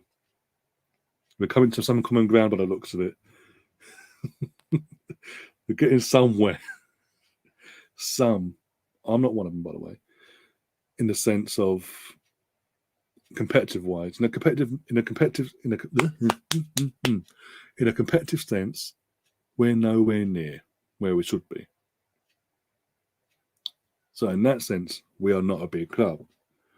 But in the grand scheme of things, we are a big club. It's just the main thing that makes us, that should be making us one of the big clubs to talk about right now. We're not. We are. If you look at the signings we're making as well, this summer just gone. Look at the age range we've looked at. Look at the age range. Sorry, that we've been signing. They're all literally like 23 and under. The oldest player in our defence. We have a full squad, like a fully fit squad, and we've got obviously Ramsdale in goal on the back line of Tierney. I think that Tierney, fucking Gabriel, Ben White, and Tomiyasu. Tierney's the oldest player, and he's 20. He just turned 23, 24. He's 20. Yeah, he's 24. He's 24. Bam's 23. Gabriel's 22. Ben White's 23. Tomiyasu's 23, 22. We're going for this young, youthful, the young project, but the project youth base is what we're going for. So this we're now in a rebuild. We are going for this rebuild. So at this moment in time, we're not going to be where we want to be. But hopefully, touch wood, in the next 18 months, hopefully, if things go right for once, and the owners actually for once do, oh my God, what the hell was... Okay, Brighton's got, what's that, because now Norwich will be Brighton the last game. The Brighton keepers come flying out. It's fucked up, wide open goal here. And Norwich's number 24 has the tamest shot in the world. So tame, Duffy actually gets back and clears it in the 6-yard box. But back to what I was saying, in the grand scheme of things, yeah, we're not where we want to be. But hopefully, if the owners are now finally getting their head out their asses, and not just investing not just obviously in the squad itself, but in the club and in the community in general, and doing all the right things, like we've seen at Leicester and things as I referred to earlier, how the Leicester owners have run that club. Hopefully, as I say, in the next 18 months, we could be there competing, not just for top 4, but actually going toe to toe with you guys for the title. And maybe just maybe nick one and get one over one or two over the line in the next X amount of years. But at this moment in time, we're not that club at the moment, in the sense of we're not at that stage where we can say, okay, let's go into a new season. Our target is to win the title. We're not that. What our target now is, with this where we are at the moment, is to get ourselves not just back into Europe, but back into the Champions League. That's the target for this season from the club. Get ourselves back in there. Obviously now by the league, because we've got to do it by the league. And going by the way Man United play, it's possible. I'm not saying it's going to happen, but it's possible.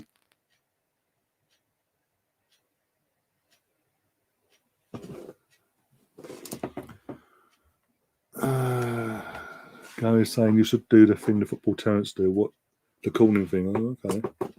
What I'm assuming you mean that getting like fans like yourself, like neutral fans, come on and all that, and do every night have a show dedicated to a particular club of a set of fans, and and I'm just there, the neutral, just knock yourselves out basically. Difference is if I was to do that, I'd run it a lot differently. I wouldn't let it be a fucking sideshow, put it that way, because there's times when he's a bit of it gets a bit out of hand. There's like you've got the Tottenham tie on there as well, and it's just like people that I can't deal with and all that. It's just like, no, go away.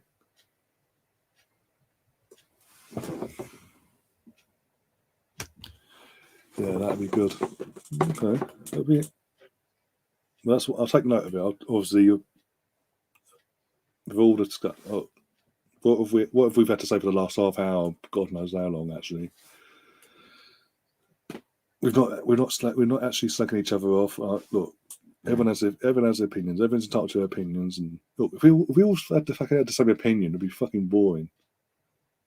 But as I'm trying to say, if I was going down that route, in between obviously the games and all, and do things like that, I would run it a lot, in my opinion, in time, obviously, a lot better in terms of who I have on. I wouldn't just go headhunt people that say things to be clickbaity. I want that proper genuine fans to have proper genuine thoughts about their respective clubs and whatever. That ain't gonna fucking just say things just to be trying to get views and clicks and this that. Just be honest. Just be yourself.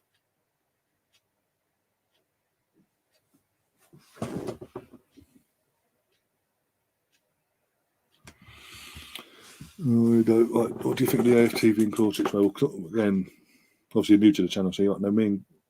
Away from AFTV, obviously I knew of Claude off camera, away from all that stuff.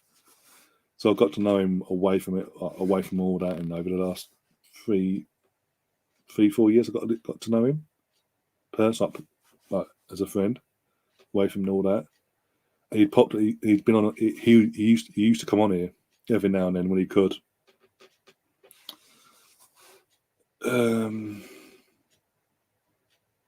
So yeah, I know he didn't have a racist.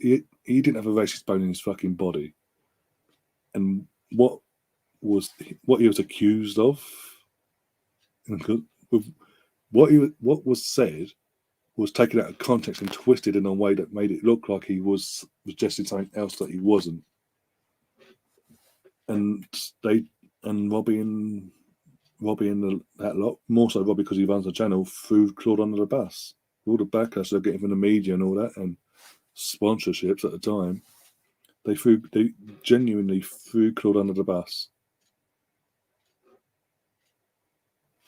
And as I think I said a few weeks ago, yet when in the same stream that we went off of that, Troops says something that could be deemed more racist, technically. We've got to be brutally honest about it. And Robbie took it, and Robbie did everything to bend up. He bent over backwards to protect the Troops. Why? Because Troops is more of a regular. Because they had to buy Premier League show and things like that, didn't they? And he couldn't exactly bin him off and find someone out of thin air at the time. So he stuck by. He bent over back and stuck by him. And now every time fucking Troops comes back, he's back on the fucking. The whole point of fucking, what was it? He did that announcement as well. I'm leaving the channel because this, that, and the other. I'm going to the States. Every time he pops back, he's back on AFTV. And what was it? What pissed me off? I haven't done a video. I haven't done a stream on. I think particularly solely on this. But obviously, Troops has fucking been on there's a clip going around where he's been on a podcast on AFTV, and he's pissed off because he doesn't get invited. He doesn't get invited to any events anymore. Nothing to do with his behaviour, by the way.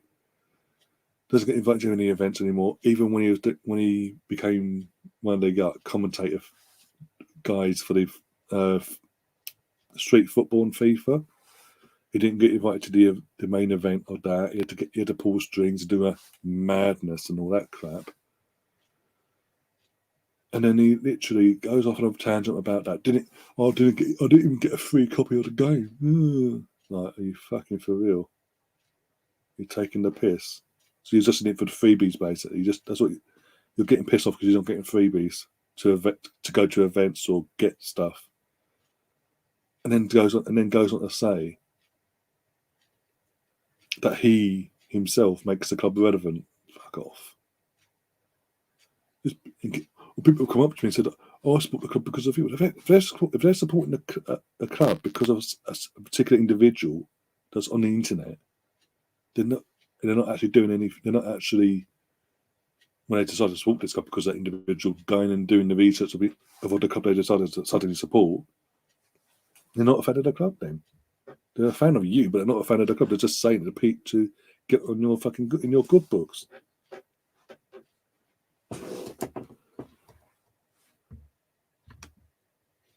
Claude was a good guy. May you rest in peace. Yeah. Disgrace, really. Yeah, that's what I'm saying.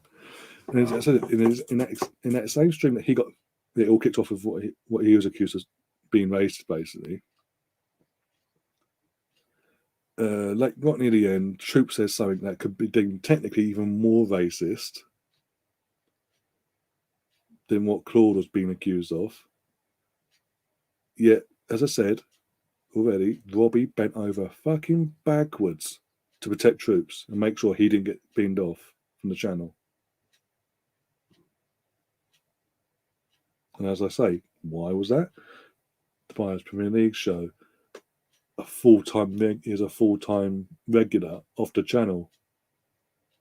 Whereas Claude only had, obviously, apart from the after-match interviews, before the pandemic, the other thing was what the fuck's going on here?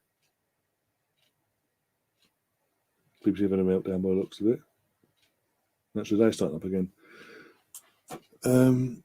They completely threw him under the bus, and basically before the pandemic, they did the Claude and Ty show, but because of the pandemic, that got put on hold. Obviously, and the only thing that Claude had on the channel was the watch-alongs and the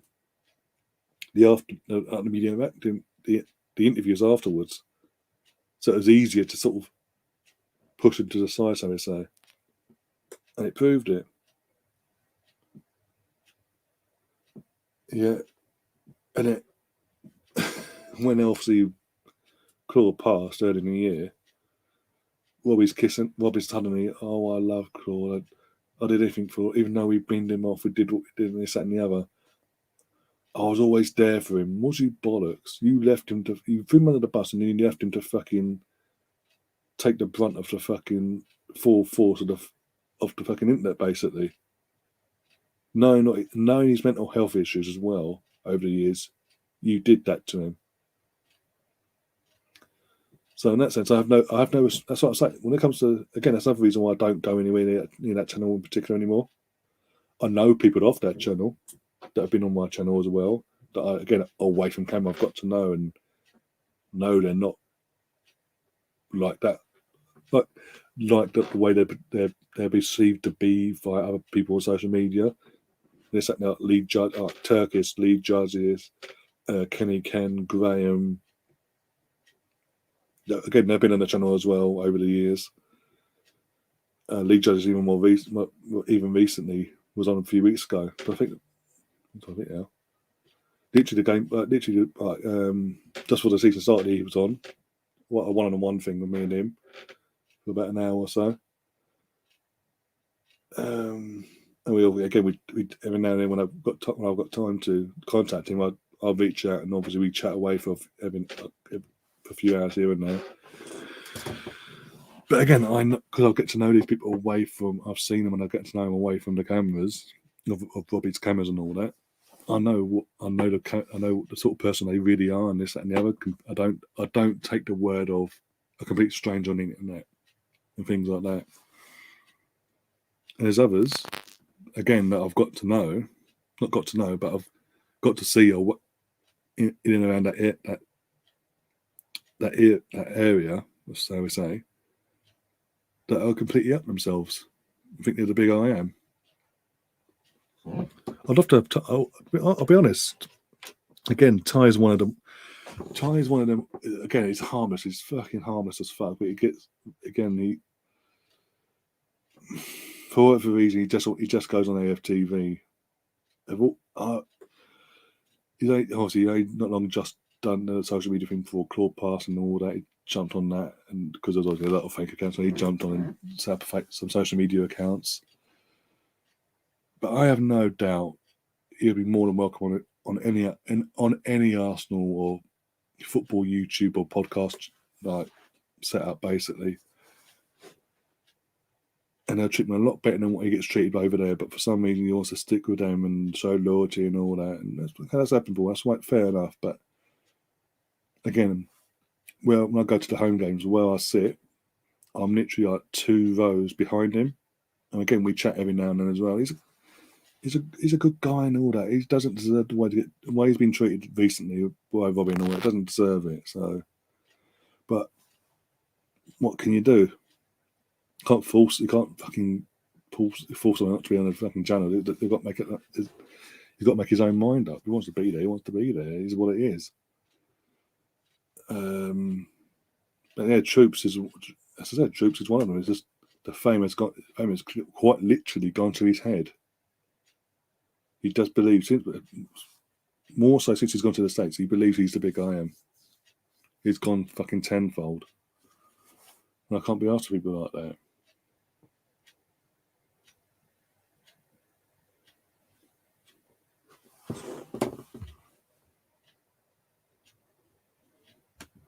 Oh, bloody hell, one. Stefan saying the hypocrisy was unbelievable.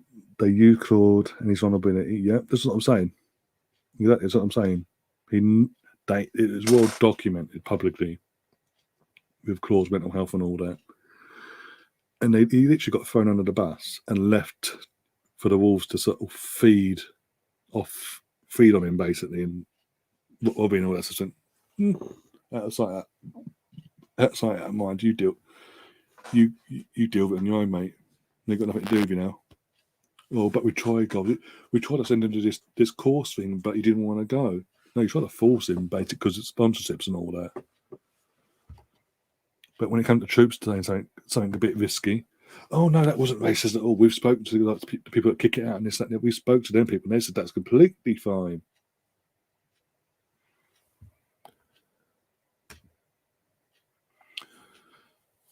Sponsor me. That's why.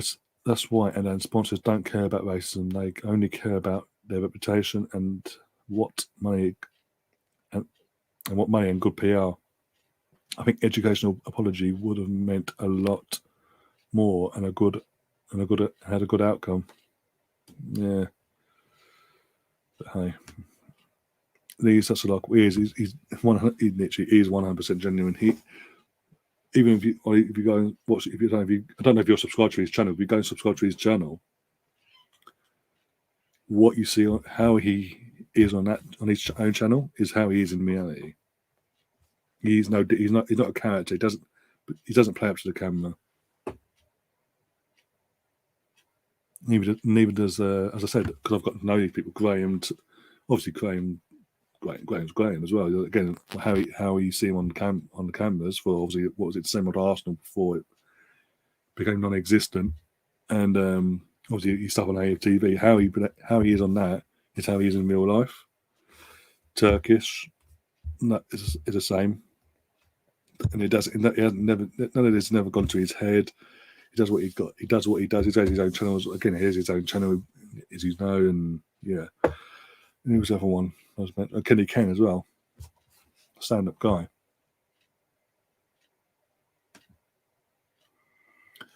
And the year it was made.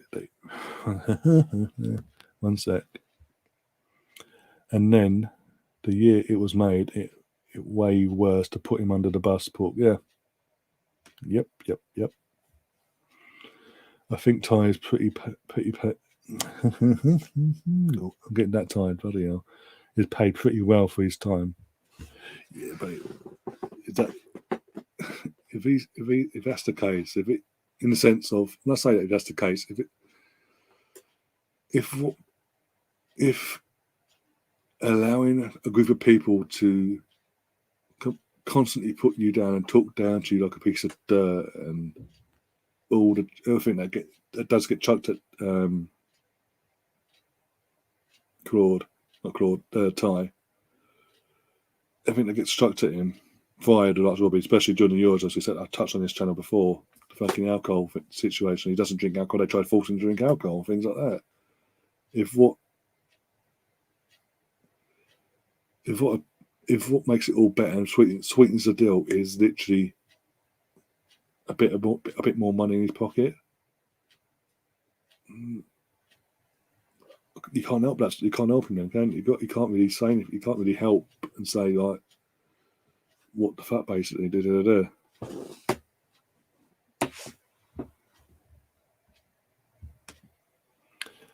Oh god, yeah, that one up here. The AFTV threw Claude under the bus, and it wasn't good for business. No, the thing is, they did get backlash, but not enough, in my opinion. Because they just switched off. There's certain things they switched off to, and that was one of them. But I said it was just the hypocrisy at the time. It was just like you've literally gone out your way, made an apology video, and it's like I've been literally put a video out saying he isn't racist, and then literally when it all kicked off, we got a bit of backlash from saying it. For briefly saying that Claude isn't racist, what he said, it wasn't racist. You didn't within half an hour, remove the video from your channel, and then 4 hours later go live and say, with troops in tow, actually we've since then spoken to X, Y, and Z, and they said it was actually deemed as racist, and we're going to have a chat with him. But at the same time, we've been made aware that some people had a few thoughts about what troops had to say with it. Again, they spoke to us. They said it's completely fine. Oh, fuck off. What are the odds? Like, come on. And then literally, you don't see in terms of that channel, because he tried to force him to do a course that he didn't want to do. All right, then piss off then. And then fuck it, and they fed him to the internet wolves, basically, so the social media wolves, to sort of feast on him, and it fucked him. For the remaining months of his life, that fucked him massively. There's no doubt about it. You just got to see his demeanour and how things were, so we say. And then the little thing sort of set him off, and yeah. But yeah, I can't keep going on about it. But yeah, not what I've got to say about them. It's not going to change how they behave, because again, I'm a YouTuber, podcast host, whatever. That's just over 2,000 subs. They've got 1 million subs. That's all they care about is the people that subscribe to their channel and their sponsorship money. That's it. Arsenal Celtic Chris, big up yourself. Where's Mr. DT now? I don't think, again, in terms of it, I know he had a channel. I don't know if he posts on that anymore or not. I don't know. Honestly, I don't know. I know he's got health issues. Sometimes he takes time out from AFTV. Either that or he's had a fallout. I don't know. But I don't get him. And he's somehow, for some reason, for once, he's decided to keep things like that private. But he's probably just his health, and he's just taking time out from Robbie's side, that side of things. I don't know. Have a look. When was the last time he was on? Bloody hell. I'll fucking do a search engine now and find a channel, haven't I?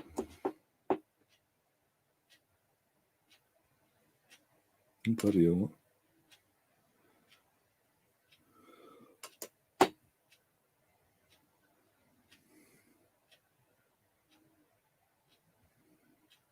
Well, David's watching. My cousin's watching. Bloody hell. My cousin was actually watching. Big up David. He just literally got my phone out, and what was that? How about it? About nearly 15 minutes ago. Bloody hell. Big up David. David, talk in the chat. Talk. Going mad here. Well, David, you're still watching, mate. Obviously, being a West Ham fan and all, obviously you get time off from work. More than welcome to get you on as well, and sort of West Ham segment as well, sort of thing, or just in general, just talk football or whatever. I've done that for. Let me go here.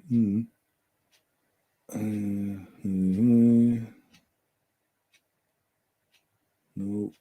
Right, let's go to there. Let's go match days.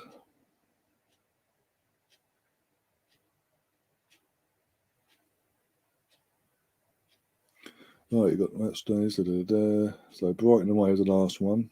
Is he on that one? No, parts there.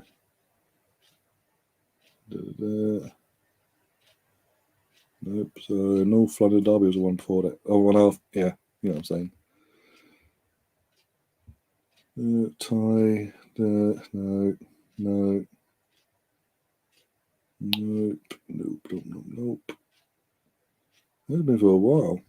I don't know. Maybe he's just stepped away from it. He's come away from the channel completely. I don't know. Oh, he's taking. But again, I know he does have.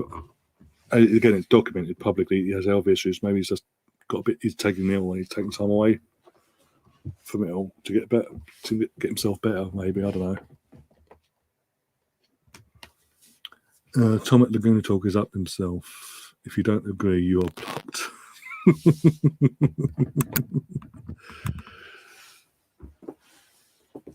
No comment. Again, I had him. I can't. No comment because he's been on the channel. I've heard things. I'll be honest. I have heard things, but I've got no solid proof, so I can't comment on it really. Without causing any, because I want to cause any drama. I don't want to wake up fucking tomorrow morning fucking DMs from anyone going what and have my Sunday completely fucking divulged into fucking debates of this, that, and the other. Who said what? Big up to you, by the way. I hope you're doing well, my friend. That Stefan saying that wasn't right. Social media can be a cruel place where you've got to look after yourself. Again, Robbie knew this, and did he care? No. What he cared about was the mullah, and he showed it. And I say that, but he sort of bent the rules slightly for troops. And I think, again, for once, I'm going to defend Lee Gunner. That's part of the reason why Lee Gunner left AFTV again the second time, again last year, when it was all kicking off, because of that reason. He didn't agree with it. Stop sitting on the fence. Oh dear. We'll talk later, Russ. We'll talk later. But yeah, and again, yeah. Again, I haven't seen you before in the chat, so I'm assuming you're a new subscriber. So, thank you for that. I hope you do stay around, and I hope I see you tomorrow, and obviously on Monday, and Friday next Friday, obviously. But yeah, Monday more recently, obviously. And this Saturday, I see a lot more of you go forward, and along with obviously, who was it? I can't remember his name now. He's gone now. He ain't spoke for fucking God knows how long. He didn't even say goodbye if he has gone.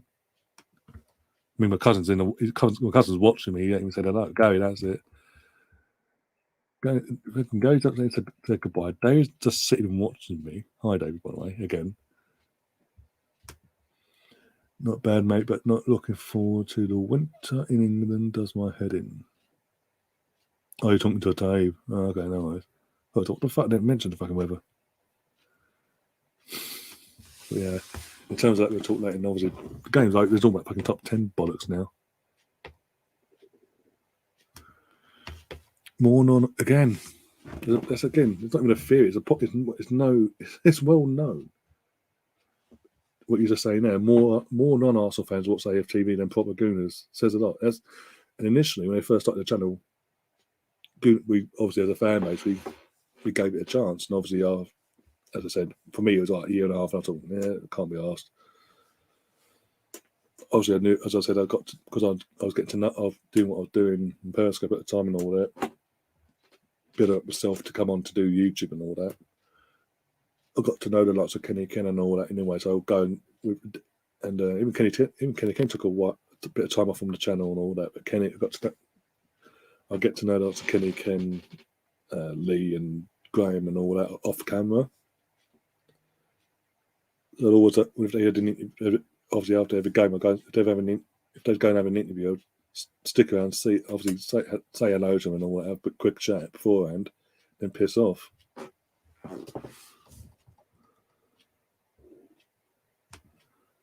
Yes, first time round, Gus. First time round, he was kicked off for that. But then he came back. Did you notice he came back about, what do I think now? I can't remember exactly when he came back. It was around the time we was having that he was having a fight with a fucking 15-year-old. Not a physical fight, but you know what I'm saying.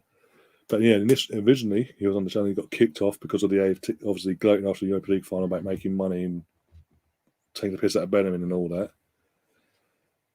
and all the fucking criticisms they've had and all that. He's basically, he got kicked off there, and that was right.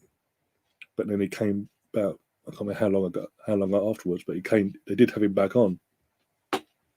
It was literally after he was having a fucking public fucking scrap, basically, with a fucking 15-year-old who at the time was working for Robbie at AFTV, Babs, who's having a fucking public fucking, him and Babs in this, and Lee Gunner was having a back and forth for a few months, and Robbie fucking pulled in Babs, basically, it doesn't look good for business, wind your neck in. So Babs then walks away and does it. Obviously, he's gone off to do his own thing now on his channel. Apparently, that's what they claimed. Even though I've heard his voice in the background at the studio and all that every now and then, but yeah, it's neither here or there. But then suddenly, after all that sort of calmed down, Lee popped back up on the channel again, and then a few months later, they all kicked off for Claude, and then he's fucked off again. Yeah, literally, 6 in between him going, obviously reappearing on the channel, and I was going all the way back to the Europa League final when it was obviously it was still live and he was mouthing off, doing we made how much we made in donation, and digging at Ben in the club and all that. In the aftermath of it all, he then suddenly disappeared. As Russ said, he got kicked off. In the months from that period all the way through to him then suddenly reappearing on the channel, Robbie's channel there.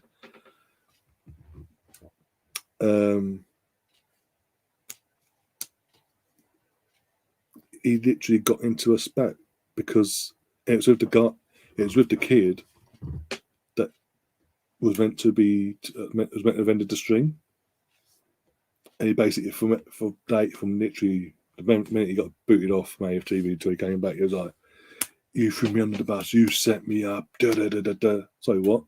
In terms of sorry, what? Did someone force? Did he have a gun to your head and tell you to read lines of a piece of paper to say these things? No, you said it was of your own accord that you said what you said. It was just in your case bad luck that the stream was still live. But there's accusations of him being racist to the kid because obviously Babs is his Asian. I don't know what particular ones. I'm not going to guess and get myself in any trouble. But he's of Asian descent basically, and there's obviously him going Lee on Instagram Live talking about fucking thumbnails and putting his thumb in his head and not thumbnails, but putting his thumb on his head, making comments that could be deemed as racist and this, that, and the other. That was near the end of the time. It was a back and forth. Then they ended up on the football terrace and a bit of a back and forth, and this, that, and the other. And it got to, as I said, it got to the point where Lee's gone on Instagram Live making these comments, and then Babs does the one get called in by Robbie, for fuck's sake.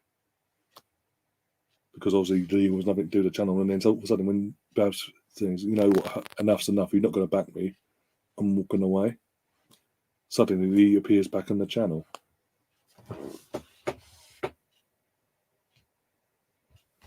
And then obviously literally it's back on the channel for what felt like 5 minutes, because obviously he reappeared just before on the channel, just before the pandemic, as in he hit the UK wise. Before COVID hit the UK properly, properly set in. he reappeared. So that would have been what, late February, early March, give or take. And obviously, with the shut down of football, lockdown in general, And then in fact, when the football came back in the summer, that Premier came back in the summer, he was doing his FaceTime, like his interviews over webcams and all that for Robbie and AFTV, this, that, and the other, and plus he's doing his stuff on his channel. And then literally on the core situation, when it all went off there, he basically went public on his social media. Again, social media keeps going on, off and on, by the way. But basically, I don't need social media, but it's always on it, for fuck's sake, complaining. Basically went after fucking Robbie and basically, and also AFTV in general, called him out for being absolutely you-know-whats. Which they are. But he's no better. But yeah, originally, as Russ said, he was sacked by Robbie for originally throwing Robbie and the brand under the bus. The irony. if you think about it.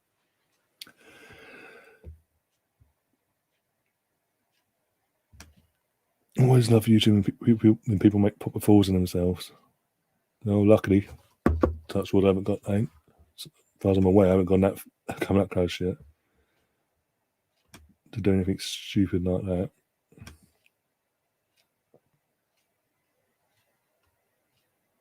But in terms of, obviously, Gary said earlier, I'll look into that. I will actually look into that. I'll put a poll out. I'll let it run for a few days. I'll let it run for 2-3 days, basically, so enough people get to see it and vote on it, whatever. And if it's something everyone's interested in, obviously I'll start reaching out to obviously not rival fans, but other fans of other football clubs, see if anyone's, and try and get their attention to see if they're interested in something like that.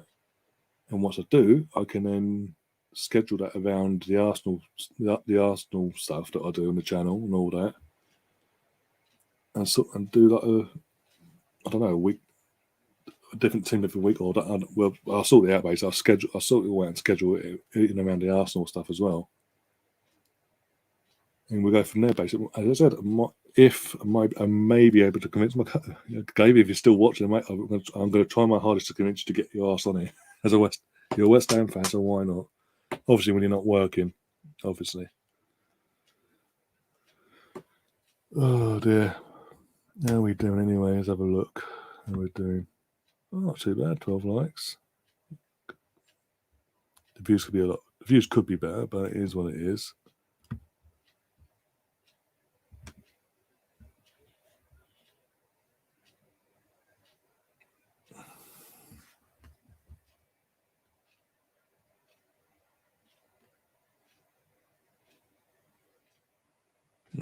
Sure. Well, some of us do, not all of us, Russ. The thing is, we don't do it on camera. We do it in the group chat. If you know, you know. But yeah, I'm going to wrap things up now. We're going to again, need half hour longer than what we should have done. But it is what it is. If a topic sort of takes hold of it, I'm not going to the show's ended, so we're going now and be done with it. Basically, no, I'm not going to do that at all.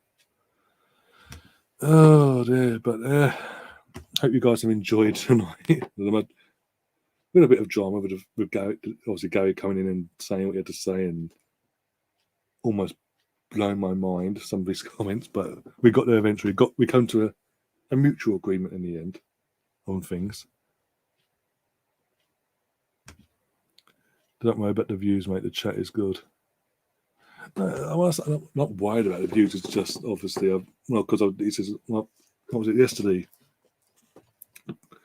Last night's podcast was like in terms of numbers, like viewing figures, the lowest I've seen it in a long time. And obviously tonight, in terms of match of the day stuff and the match of the day streams we've been doing, hasn't had the same viewership as the others at this when we've been live, basically.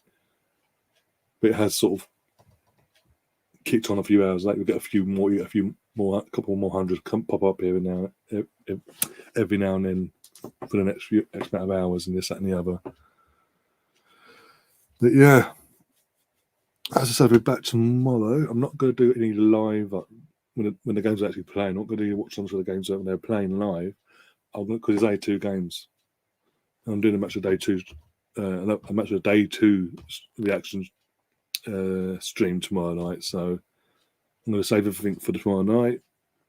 Again, 10:25 we'll go live. 5 minutes before, allow us all to come in, get settled, and get everything set up, and obviously get our respective tea, coffee, or whatever beverage you want to drink along the way, and get your TV set up, and yeah, just enjoy the football we get to see tomorrow. Hopefully get a few more similar today, goals galore basically, and some decent crackers as well. And apart from that, after that, I'll be back on Monday, and I'm setting up that stream in the next 5 minutes. By the way, got the thumbnail sorted for Monday anyway. So that'll be going up literally in the next 5 minutes, as in the stream will be up and ready to go. And I've already got, obviously, I've got Russ who's on the chat. I've got Russ, I've got Gary, and I've got Andrew so far. So I think Sam I'm waiting to hear back on. Either way, because I know he's getting ready. Again, like I said, I know he's getting ready to move over, so I don't know if he's going to have the time to. But I'm going to double check on that Monday morning itself. There's someone else. Who else? There's someone else. There's genuinely someone else that's fucking got my head down. I have to go and look at my DMs now. And look into that. But yeah, and then on Tuesday, doing the review podcast. I'm not going to be stopping. This is the thing I've noticed from last night all the way through now to this time next Sunday. I'm not stopping on it either. I'm doing obviously tomorrow night, Monday night, Tuesday night on this channel. Wednesday I'm over on Andrew's channel. Thursday I'm doing a preview podcast for the video game. Friday I'm doing the watch along for the Friday game. Saturday I'll be doing the match of the day watch along. Sunday I'll be doing the match of the day 2. So I'm not going to be stopping. Yay. Oh dear. But it is what it is. Also trying to, also in terms of the title for the watch-alongs, for the Arsenal watch-along on Monday, and in terms of the title, I've noticed something on another channel that obviously a friend of mine pops in every now and then, he runs. What he uses for a title for his watch-alongs, and there's slightly change the wording. And see what traction I get, because he gets a lot. He doesn't use the word stream or watch along on his title. So I'm going to, as I said, for a bit of a change, bit of a little jig around of it, and see what traction I get with that. And try to get some more new faces in, along with obviously Gary and the Celtic Arsenal fan as well. How have we been doing for tonight anyway? Let's have a look. 2015. This is weird considering we've had 2 new people in the chat, but okay, maybe one of them's been sub for a while and never chatted before. I don't know. Oh, and you'll be, yeah, and you're the one that fucking, and Tony, you're the one that fucking says I'm a lazy fucker. Cough. Fucking that proves I'm far from fucking lazy.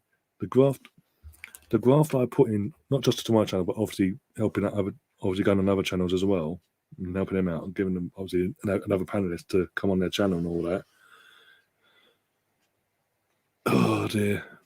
And yet we don't see the reward for it, and obviously vice versa. We don't see our rewards for it. We have to graft our fucking asses off for the likes of fucking troops.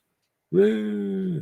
Or fucking Robbie in general, doing what they do. Oh, that's okay. At least just fucking have it added them on the fucking plate.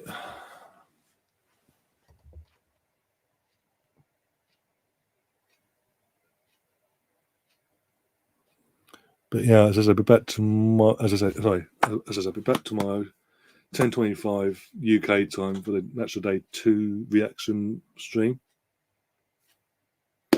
and see how we go from that.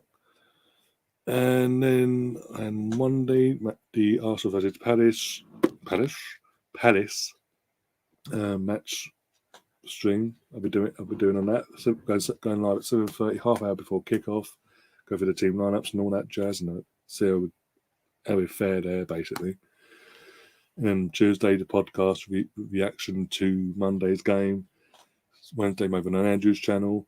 Thursday, I'm back over here doing the preview to the Villa game. Friday, match. Saturday, match of the day. Sunday, match of the day 2. Oh my god. Oh, and actually also Saturday, just remembered, not just match of the day stream, I'll also be doing the review podcast to Friday's game as well. So I am non-stop. Oh dear. Oh dear, the joys of having running around doing what I do for you guys, eh? Myself, I enjoy it as well. I wouldn't be doing what I do if I didn't enjoy it. Let's be honest.